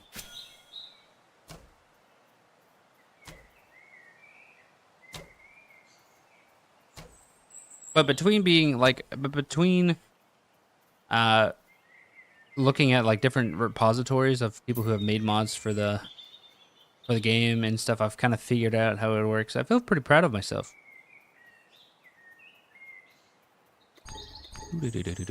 And I just last week or so I set up a vertical monitor. I have 3 monitors now. I have a vertical monitor, and let me tell you, it is a game changer for reading text on a screen. You're still using a laptop, I bet, aren't you? Or do you have a desktop now?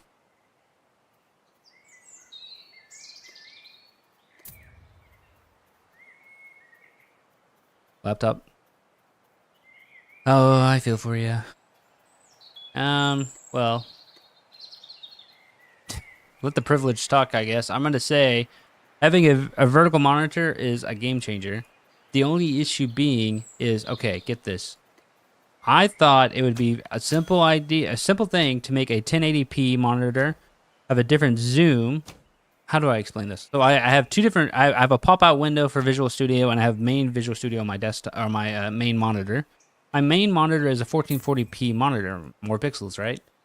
And the vertical one is 1080p, so the text is much harder to read at 100% zoom on the 1440. So I zoom in. However, I found out you cannot zoom a specific window in Visual Studio. This is not a feature for some reason.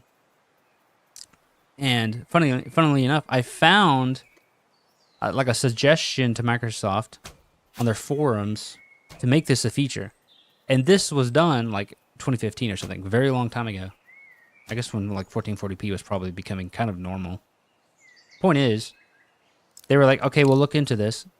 Since that day that post was made, about every month there's a post on there. It's like, hey, has this been added as a feature yet?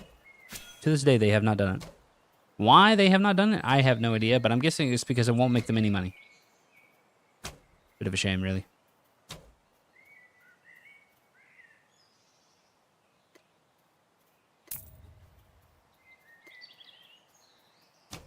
Two IDEs. Ah, you probably could do that. I didn't think about that.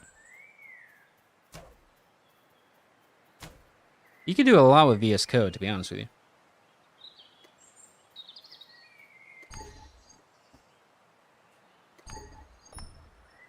Oh, dude, I need to put this up.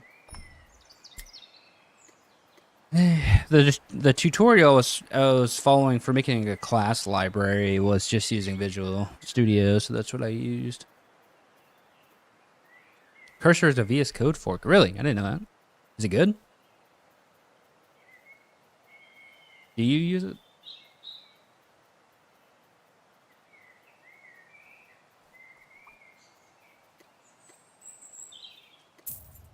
VS Code with AI. Interesting. Do you use it or no? I've been really enjoying the IntelliSense and VS. So, you use it. Okay.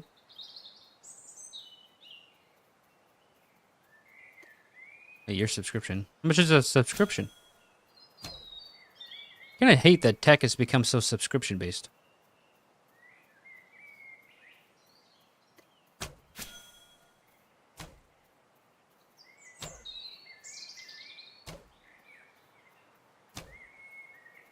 Ooh, $20 a month. I mean, that's cheaper than a lot of AI-based technologies. How good is it though? Is it like accurate? Because I feel like I remember. William using a lot of AI based stuff, and it seemed like it was not that great. Okay, fair.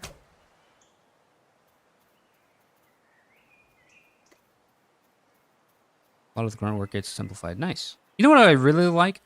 You know how a lot of video games have a feature where you can see a video game's wiki within the video game, or some way to like integrate the wiki with the video game itself.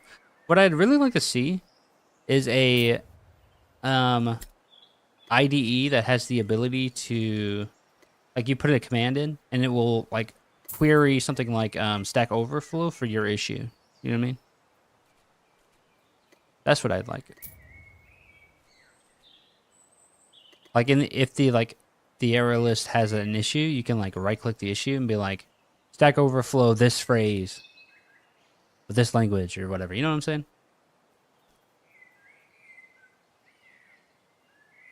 That'd be cool. Hmm. Yeah, that's what I'm saying. VS Code could do a lot.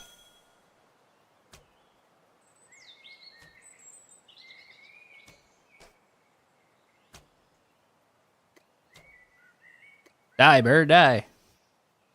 Um, Bird's in a bad location. I'm gonna leave it there for a second.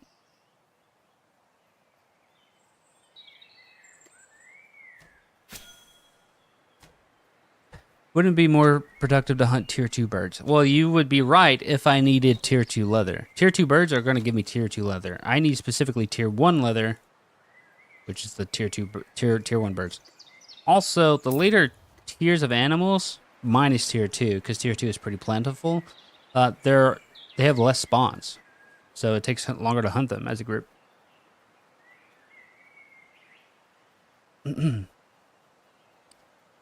There's tier 1 through tier 10 animals. Each of them drops their own tier of leather and meat and fur and whatever else you need. But if I wanted just like XP, if it was just for XP, then yeah, I'd probably just be hunting tier 2s.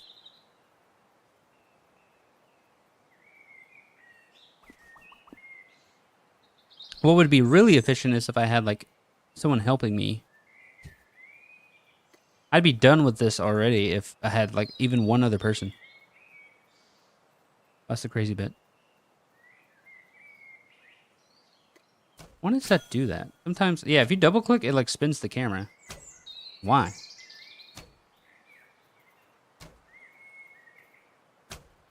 Did you get a better bow? I have so your bow is based on your hunting level.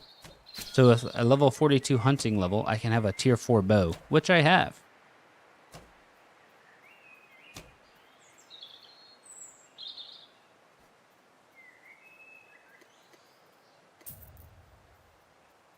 There's no way to make this faster. If I had a tier 10 bow, let's say it was like hunting level 100, which would take forever to get, by the way. It would be like, I don't know, 500, 1,000 hours worth of grinding, maybe. Even more, perhaps. I might maybe two-shot these birds. I don't know how much damage you do, but it would be quite the grind.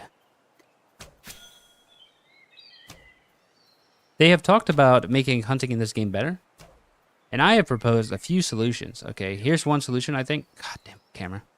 If they made it to where you could pull the cart while hunting, that would solve like 50% of the friction, I'd say. If they made it to where you had a hunting cart that had a huge pickup radius and it automatically picked up the bird whenever you downed one, that would fix the issues.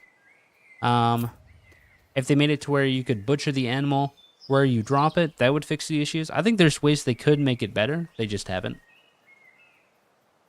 To be fair, I guess they have maybe higher priorities, which is fine. And the hunting is functional, but it just takes forever. It's the only profession where you have to do this like back and forth with a cart.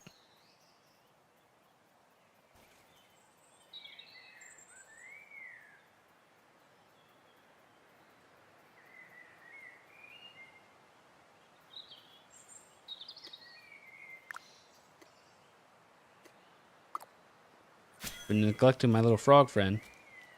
What's he been up to, I wonder? Working hard over here, Rapuka. Shall we for stats a little? You cut more grass at a time. I like that idea.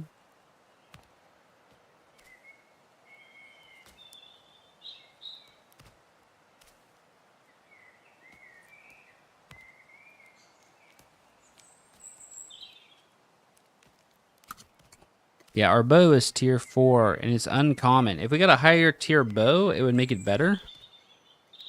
No, sorry. If we got a higher rarity bow, it would make it better. What is the frog thing? It's one of those little desktop games. You know what I'm talking about? It like sits on your desktop and you can kind of play it. It's like an idle game. It's called what is it called? Ropuka's Idle Island. He just cuts grass. That's his whole thing. And I get tokens and I can spend them on cosmetics. Boom, new chair. Okay. What else we got? Boom, new house. My God. I think the idea is what you want to do is you want to get the entire collection.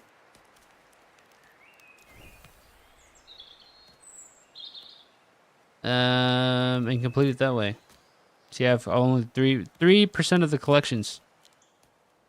Oh, look at this. Pages filled, 0. I get 0% stamina. So if you get the page, if you fill out a page, you get more stamina, I guess. That's pretty cool. I didn't know that. If I'd known that, I would have been working on the pages.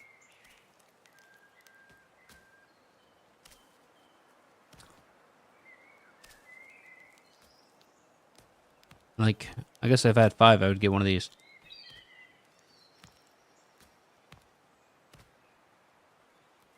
But he does this little thing.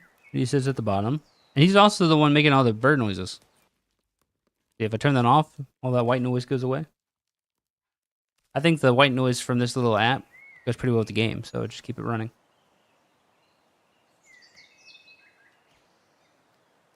Plus, it gives me something to do while I'm like waiting for him to process all of the animals.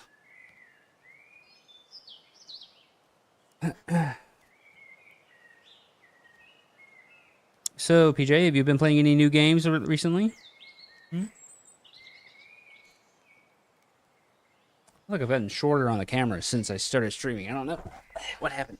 Yeah, my chair raised up a bit. Now I feel awkward because I'm higher up on the screens.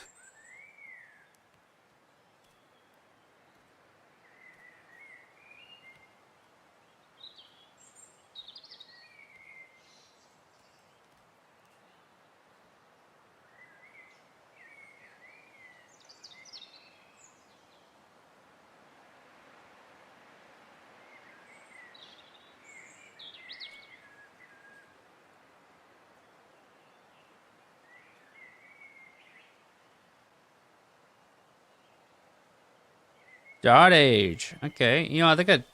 Do I own Dot Age? I think I tried Dot Age. Maybe I refunded it. No, I still own it. Remind me if I'm... Correct me if I'm wrong, but... Dot Age is like turn-based village builder, right? And you need to like place your structures in a certain way to not bother each other. Hey, Wolf, what's up? Welcome to the chat. How are you doing?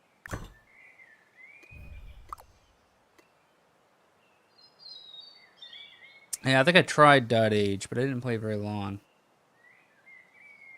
Turn based so I can play it when I can. Hey, that's pretty good idea actually. What about other games I could play while playing Bitcraft? And let me tell you, I saw that Soda Poppin started playing RuneScape, and I have been watching those videos, and it's putting a fire into me, or I guess a fire in my belly. What's the idea? I want to play the game. Is what I'm trying to say. It's making me want to play the game. But the thing is, it's a subscription base, and every time I go to pay for a month of RuneScape, I get in game and I'm like, why am I here? What am I doing? There's too much to do. I don't want to do it. You know what I mean?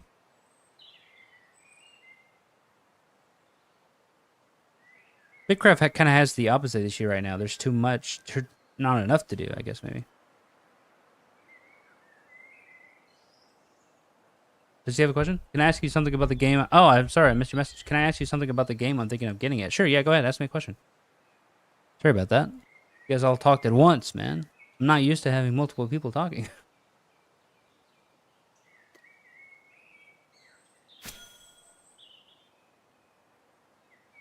What do you need to know? Do, do, do, do.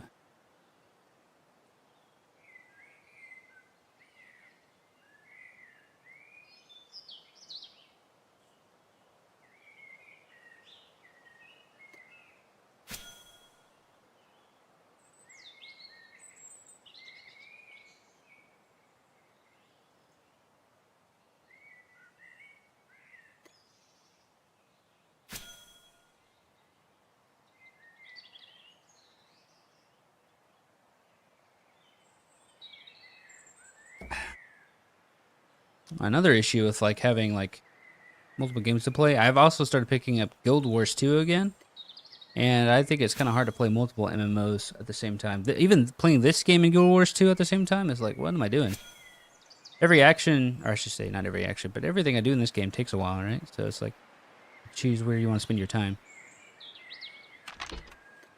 But I've been enjoying playing Guild Wars 2 again. I forget how good it is. Did the missus get a better gaming PC yet? No, not with the way prices are going. Are you kidding me? All these tariffs? Getting a graphics card is still insane. You would think like after the last 4 or 5 years of graphics cards being insanely overpriced, like they'd figure something out, but they haven't done that yet.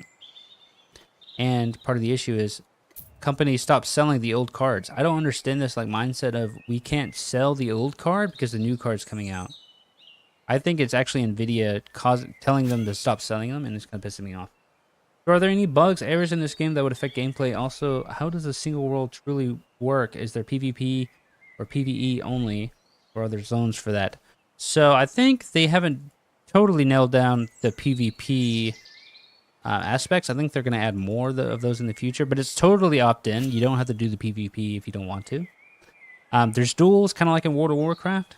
If you know what those are like, basically someone invites you to a duel and then you do it. There's no stakes or anything. You don't lose anything. As far as bugs or errors, I think every once in a while there's a bug that pops up, but they're pretty quick to fix them, and you're not going to really encounter very much while playing at all. To be honest with you, and if you do find one, it'll be patched in a week or so. They actually have a pretty cool system in this game where they're able to update the game while it's live, so there's no downtime whatsoever when they're fixing things. Let's see, how does a single world truly work? So, let me zoom out in the world. I can't zoom out very far, but what you see is each chunk of land here. So, like, you have these big oceans between each massive land chunk. Each of these are considered a region, which is one server.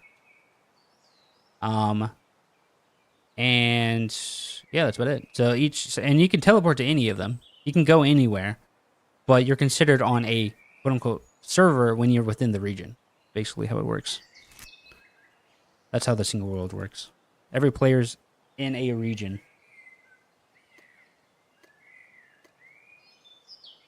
Last question. Hit me. I'm on fire.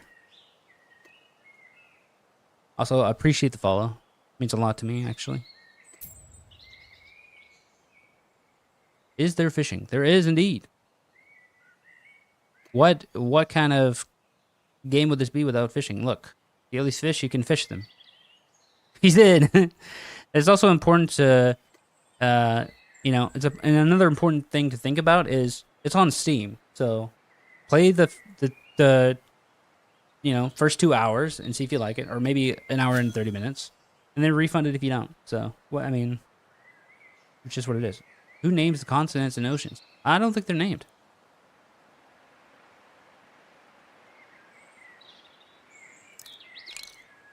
Yeah, there's pretty little risk of trying games on Steam, which is why I try so many, to be honest. You don't like them, you refund it, right? Call it a day. You found out while looking for a game like this. Yeah, I think that's what drew in a lot of us. I've actually been playing since one of the early alphas, and there were a lot of us who were like, oh, this game is kind of like RuneScape. It's got that itch where you kind of grind. Oh, you're talking about okay. So what you're talking about here, where it says like Zimbabwe, this is not the name of the ocean. It is the name of the empire that owns that quadrant of land. So this is probably okay. It's lagging. Hold on, I'm zooming in. So these here are watchtowers, and they can claim like a pretty big chunk of land. So what the empire named Zimbabwe is doing is they're claiming land on either side of the ocean, making this part of the ocean technically, I guess, Zimbabwe's space.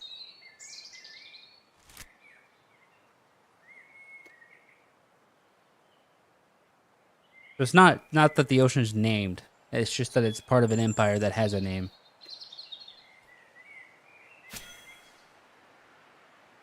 Is there a skill tree? No, not at the moment. I don't know if they're gonna add something like that in the future, but who knows? Combat is not fantastic in the game. I'll be honest. It's pretty rudimentary. But there's weapons. Like I use a claymore. I have a crossbow. Game is pretty early stages. I mean, it's pretty bare bones right now, but I think it's got enough core systems in it to enjoy it for quite a while. I've got like 100 hours since the Steam launch.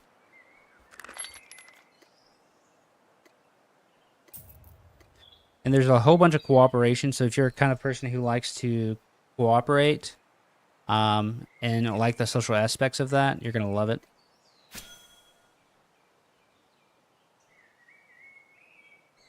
So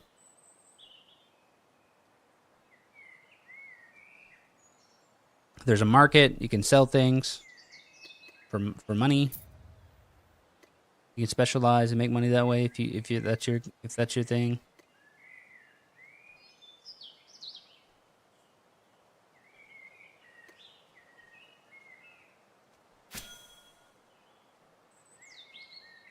There's quite a few skills. You got 12 professions you can work on, plus the skills tab, which is other skills. They're all skills. I don't know when they're this. I don't know why they're separated like this, but yeah, you can do a lot. There's mounts. There's pets.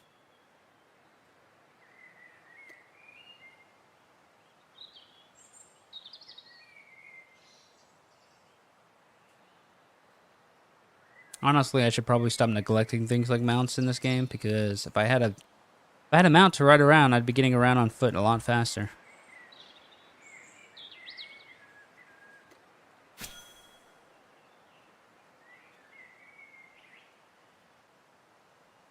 If my sailing level was higher, I could get a better, faster boat. I don't have that either.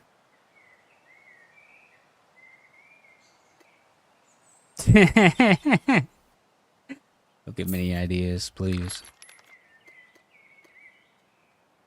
I'm just a wee lad. To be honest, I'm a little peon. I'm a cog in the machine. Okay, I'm not really doing all that much for my empire. Like, I'm a little fly on the wall. I kind of just like I don't want to say take advantage of it, but I would I definitely probably take more than I give overall. So this is me giving back. You know what I mean?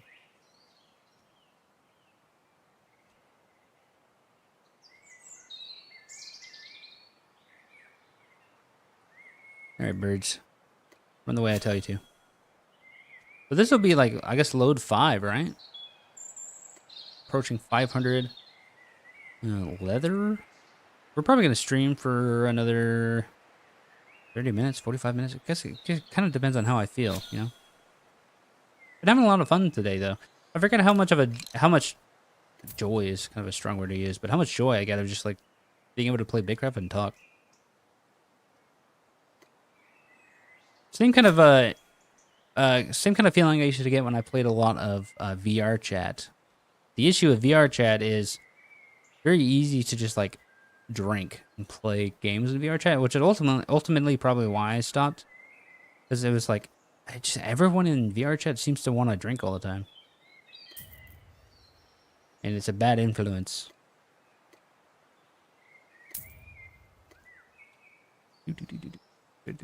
Drink as in like alcohol. Get drunk on VR. Yeah, it's actually it is to its credit. It is actually kind of fun to just go into one of those like virtual clubs You just hang out and chat with people, get really drunk, and have a good time.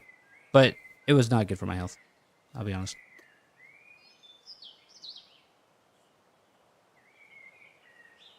VR chat is a great social game. Ryan plays VR chat a lot. Yeah, yeah. It's actually kind of crazy what kind of stuff he's cooked up in VR chat. He's created entire like rooms and stuff in Blender and ported them in and made skins for characters and stuff like that. He's in it. He's in it to win it, man. I was doing Blender for a little while. I remember, I spent like a good week. Right, I was trying to learn some game dev stuff, and I was following a tutorial and was like, here, you can use these assets for this 3D game I'm making, or we're gonna make in this class. And I said, you know what, I'm gonna make it myself, and I did. Granted, I got decent enough at Blender that I made like a skull, and then I animated it. Um, the issue is, I pretty much dropped it after that, so I don't really remember all that much of what I did to learn Blender.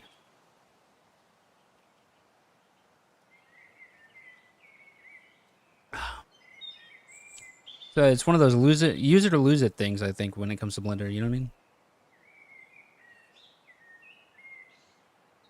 Canis lupus, badass.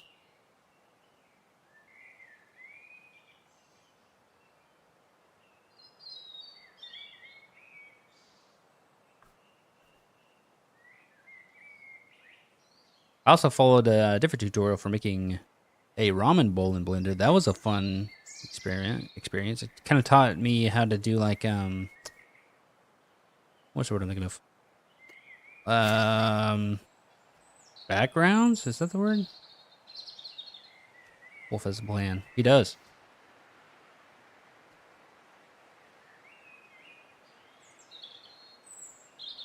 I don't know exactly how big the player count is for the game, but it's probably big enough. You could probably find a few people to help you build it.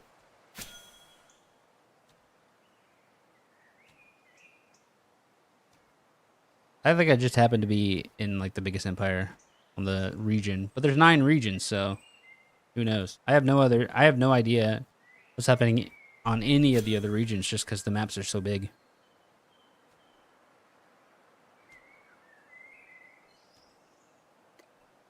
Which, it's a bit of a risk for the devs, I think, to make a world that big and not know exactly how many players are going to inhabit one section versus another. I don't know what like what the game will look like a year from now, but I think what are the Steam charts look like right now? Let me look. Bitcraft. There's about 3K people online. So I had to do rough math. What is that? 330 divided by 9 is like 300 a region, probably. A little less than 300, probably like 250. This is probably enough for a region. I mean, that's quite a few, actually, now that I think about it. Gonna go make dinner, dry my laundry, be back later. All right, see you, buddy.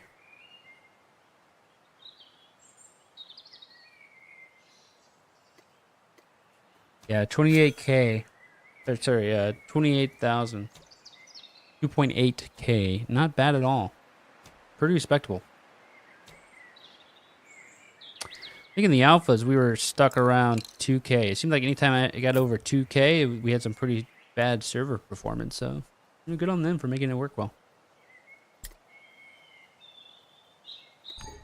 Granted, I think there was everyone in a single region at the time.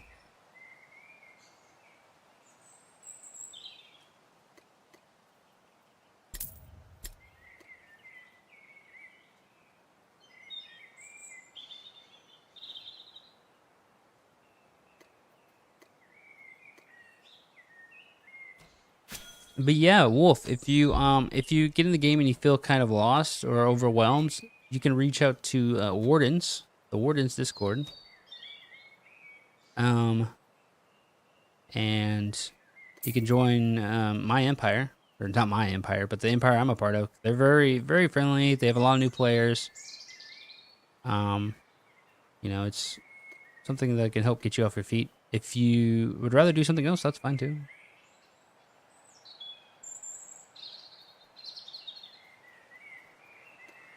The community is pretty friendly, so.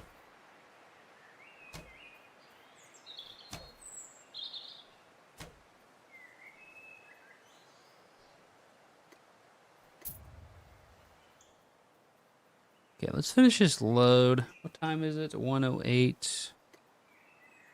Shoot for a little bit longer. I wanted to get close to the 800 tier 1 leather that I needed. I don't think I'm going to do it this stream. Yeah, about half done. Not too bad. What the hell? Attack the bird?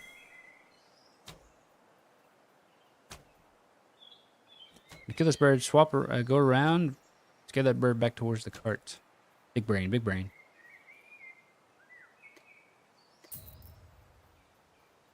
Don't know yet. Thinking of if I'm buying or not. Still doing research on the game, more so the player base I'm looking at. Yeah, fair. You take all the time you need. The game's not going anywhere. Oh, okay. This is one thing I'd wish they changed. I wish I could just hide the top of the trees. I don't need to see the top of the tree at all.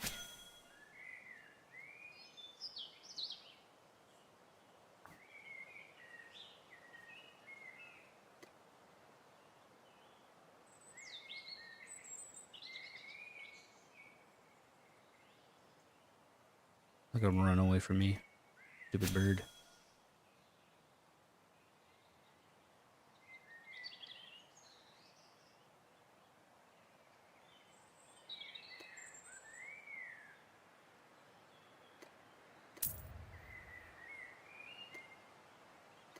What kind of games were you into before looking at Bitcraft? Are you a RuneScape guy? Play something else before that? Or besides that? Yeah, steady. The game seems pretty steady. Now, I don't know how the player base will do once everybody hits the maximum tier of technology.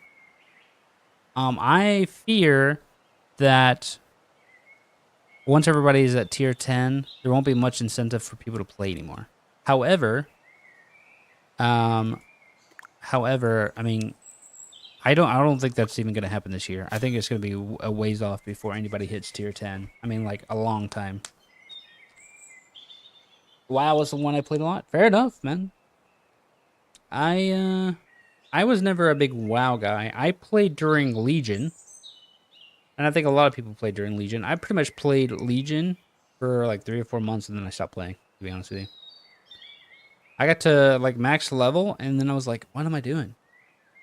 And I think WoW is one of those games you really have to be part of a group, or maybe a clan, or guild, or whatever, and kind of make your own fun once you hit that level. I'm not a raider. I'm not one of those guys or anything like that. So I just didn't feel like I had enough to do in WoW to keep playing, I think. But I didn't hate WoW when I played it. I didn't play Classic. I should have played Classic.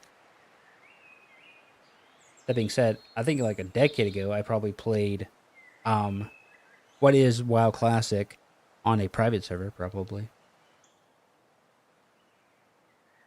Yeah, exactly. I think I had the same experience you did.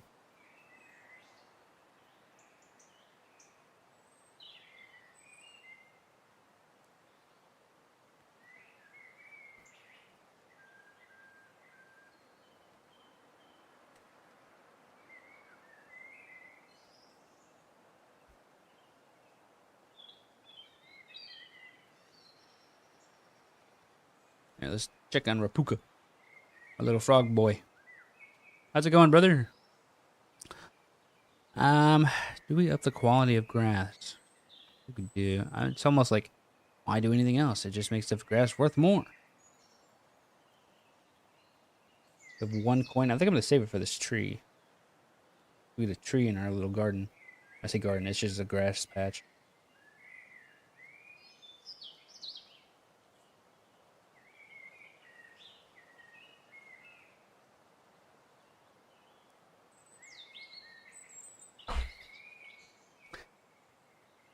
That's why I kind of like Guild Wars 2 though. Like those issues with WoW, I don't really find those issues to be as apparent in Guild Wars 2. And I think the reason that is because end game, once you've done everything else in Guild Wars 2, the idea is you would make money, I guess. At least my idea is I'm making money to buy like gem store items, or to buy gems, or to unlock things I don't have, or to farm up legendaries. There's a lot of end game goals is what I'm trying to say in Guild Wars 2 that are not tied to rating or anything like that. Um, and because of how the metas work in Guild Wars 2, you always have veteran players coming back to low level areas to do the metas. The metas are what make you money in each area. Each area has its own meta. So you don't really have any areas in the game that ever feel dead or empty. And I really like that about that game. That being said, the reception to some of the Guild Wars expansions that have happened recently have not been all that positive, unfortunately. More so, it's like people are like, the story kind of sucks, which I haven't really gotten there. I've been playing the first expansion of Guild Wars 2 for years now, I guess. Well, I say years now. I took a huge, like, 5-year break, and I'm just now getting back into it this year. But I think Guild Wars 2 does a lot of things good that I wish other MMOs would do. For instance, almost every MMO has mounts, right? You have a mount, you fly around on your mount or whatever. In Guild Wars 2, what makes the mount system so unique is that each mount has its own purpose, its own reason for being. And on top of that, each mount has its own physics. So if you're playing WoW, you get on the mountain, you just move faster. There's nothing different about it really. But on Guild Wars 2, if you jump on the Raptor mount, you have the ability to jump really far. You like dash and jump, and you can feel that weight behind the Raptor. When you go to turn, it's a bit slower or anything like that. Whereas if you get on the Warclaw, which is like a big cat, you can pounce, and the turning radius is faster and stuff like that. So like you have a lot of situations where like using one mount over another is to your benefit, and each mount has it feels like a real creature, and I like that. I like about the game a lot. Just like small systems like that, you wouldn't think about it in a different game. Like it just makes it feel so rewarding to play. Like there's a beetle mount, and this beetle mount is made to where if you get in a very straight line on a solid surface, you can use its boost ability and you will haul ass. I mean, like you will go super, super fast, but it really sucks at turning, and there's a drift mechanic you have to do if you want to make sharp turns with it and stuff like this and that. It's very cool. Like mechanically, they did a really good job on stuff like that. Um, too far. That was weird. Um, I like how the guild system in the game works. You have a guild hall, and then you have to do like guild missions in order to unlock this currency that could be used to like upgrade the guild hall itself. So it feels kind of rewarding to do things as a group. There's just a lot I don't like about it. Oh, another thing that's kind of cool about it is that each character, while is kind of like its own thing, you have account progression, account wide. So every character that you play on that account gets the benefits of every other character having done work for you, which I like a lot as well. Makes making alts very easy, profitable. There's no friction there at all.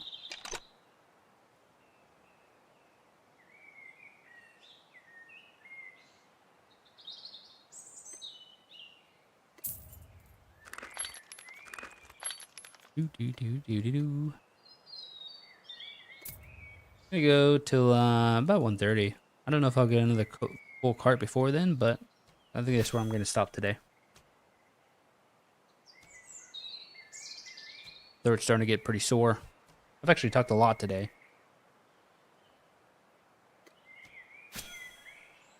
And I've ran out of coffee.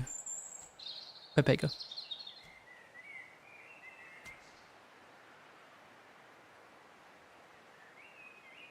I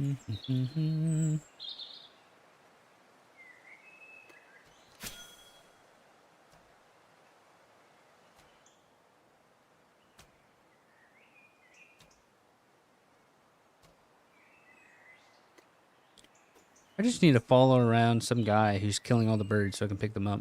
I don't really need to be killing them.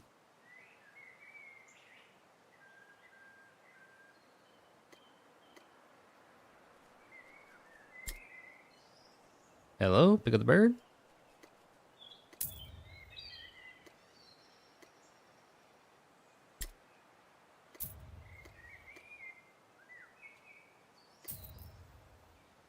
I wonder if they got themselves in a bit of a bind with this game where they made everything too desolate. What I mean by this is, a game like RuneScape, you have towns, right? You have towns, you have regions that are already settled, and you go into those regions and you explore those regions, you find quests within those regions, and you're exploring. You're not the first person there. However, in this game, you are the first person there. You have to make your own towns. You have to make your own settlements. So there's not a system in place where they can create their own quests. I fear. Like long term, I don't know how much more they can add to the game besides what's here.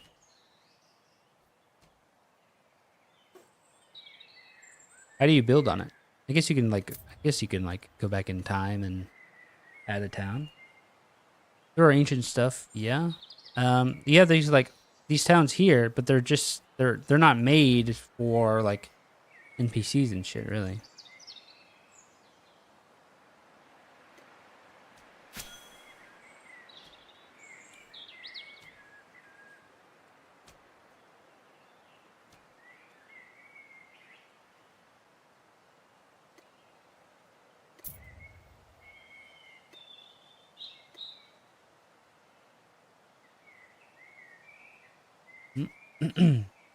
I guess it's a question of like how much of a sandbox is it really? Are we going full sandbox and there's nothing but players here? I mean, they have NPCs. But these guys give you tasks like collect 20 fish, kill a jackal for its fur 10 times. Not really a quest, you know what I mean? I am curious if they're going to do something like PVM related. That would be kind of cool.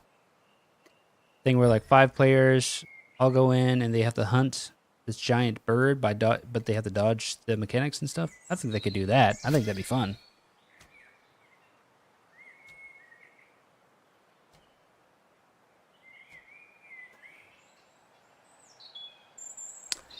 I guess really by next year we'll know like where the game will end up in the long term. I'm excited to see where it goes.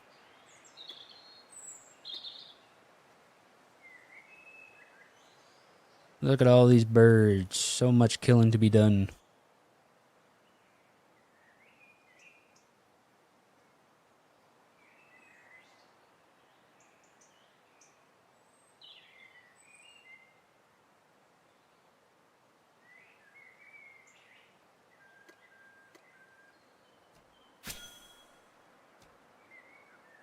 Ah, yeah. See, this is what you want. You want them to all be running in a straight line. These guys are kind of going off kilter here, but that's all right. So they're all bunched up. And now they're stuck on this water. They don't know where to go. You see, there's nothing here for them. They don't know. They're like, oh, what the hell? I can't go anywhere.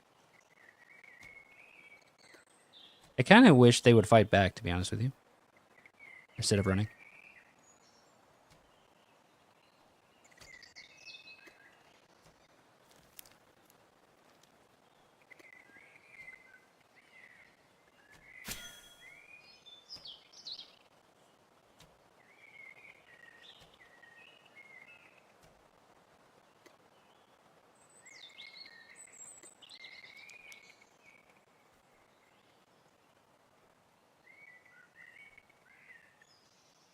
Little frog guy says, I'm pretty chill.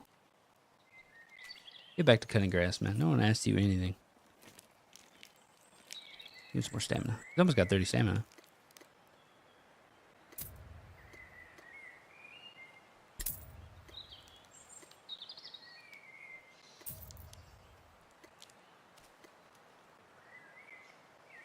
All right.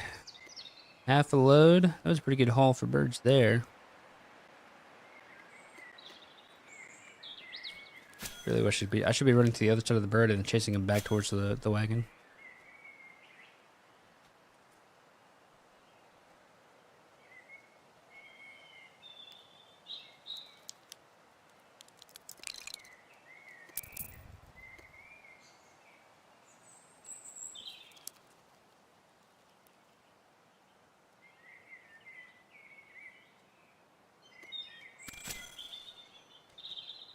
One was level 43.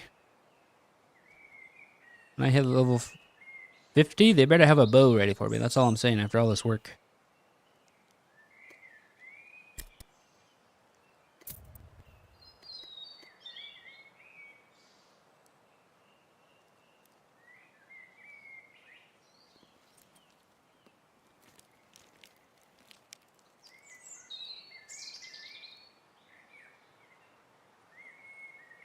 Someone's selling leather? Hold on, wait a minute. I'm just reading the chat here. Can I not look at it? Here we go. Someone sells leather here, man. That might be good. Refined rough. Rough leather. 600. Shit, maybe I should buy the rest of the leather I need. It would save me a lot of time.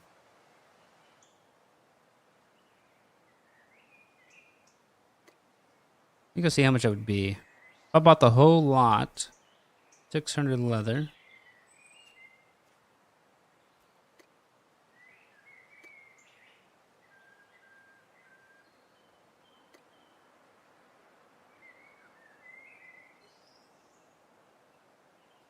Leather. Rough leather. Availability is 57. That's not very much at all. It still costs a fortune. Fortune is a bit of a strong word to use there.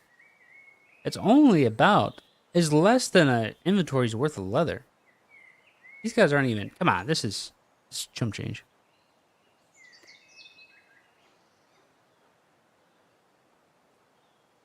Just talking about their markets, like they got something there to even scoff at. My carton's over there.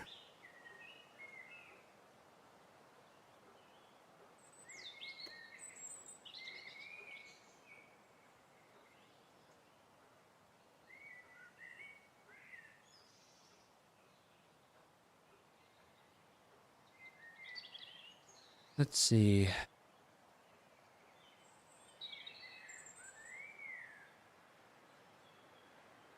Where are the birds?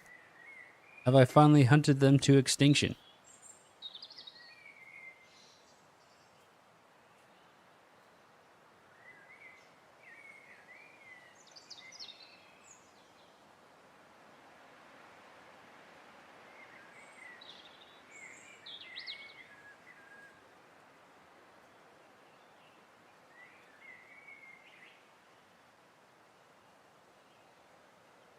There's quite a few birds on this side.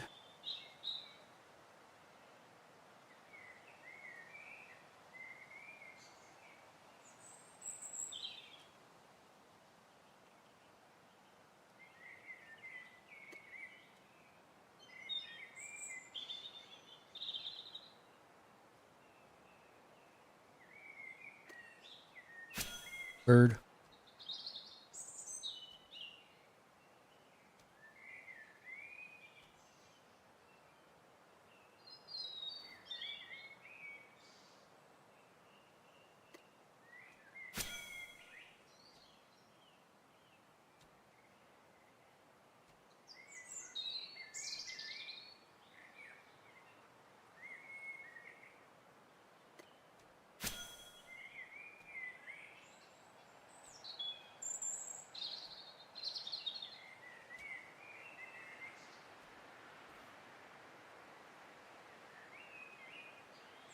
You gotta be careful killing a lot of birds like I'm doing here because there's a cooldown timer that prevents players from picking up your loot, basically. And it's only like a minute long. So if you wait too long to do this, people can come in here and just scoop up your birds.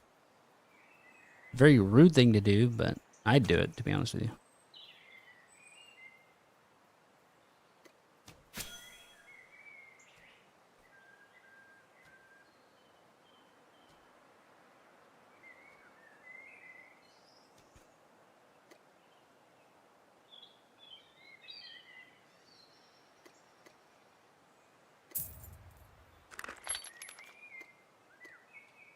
See, like the timer's almost gone now.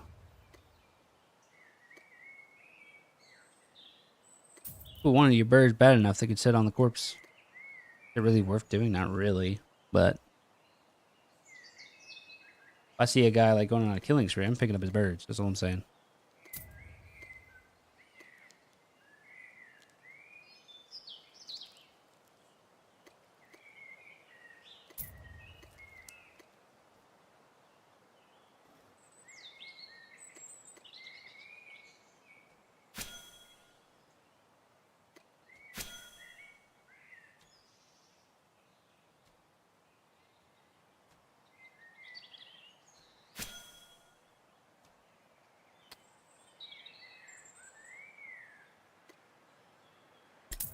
Get the bird, throw him in the cart. All right, we need 8 more for this cart here. I was hoping to see a big grouping of them somewhere. Not seeing that, unfortunately. So I'm going to have to go into the trees.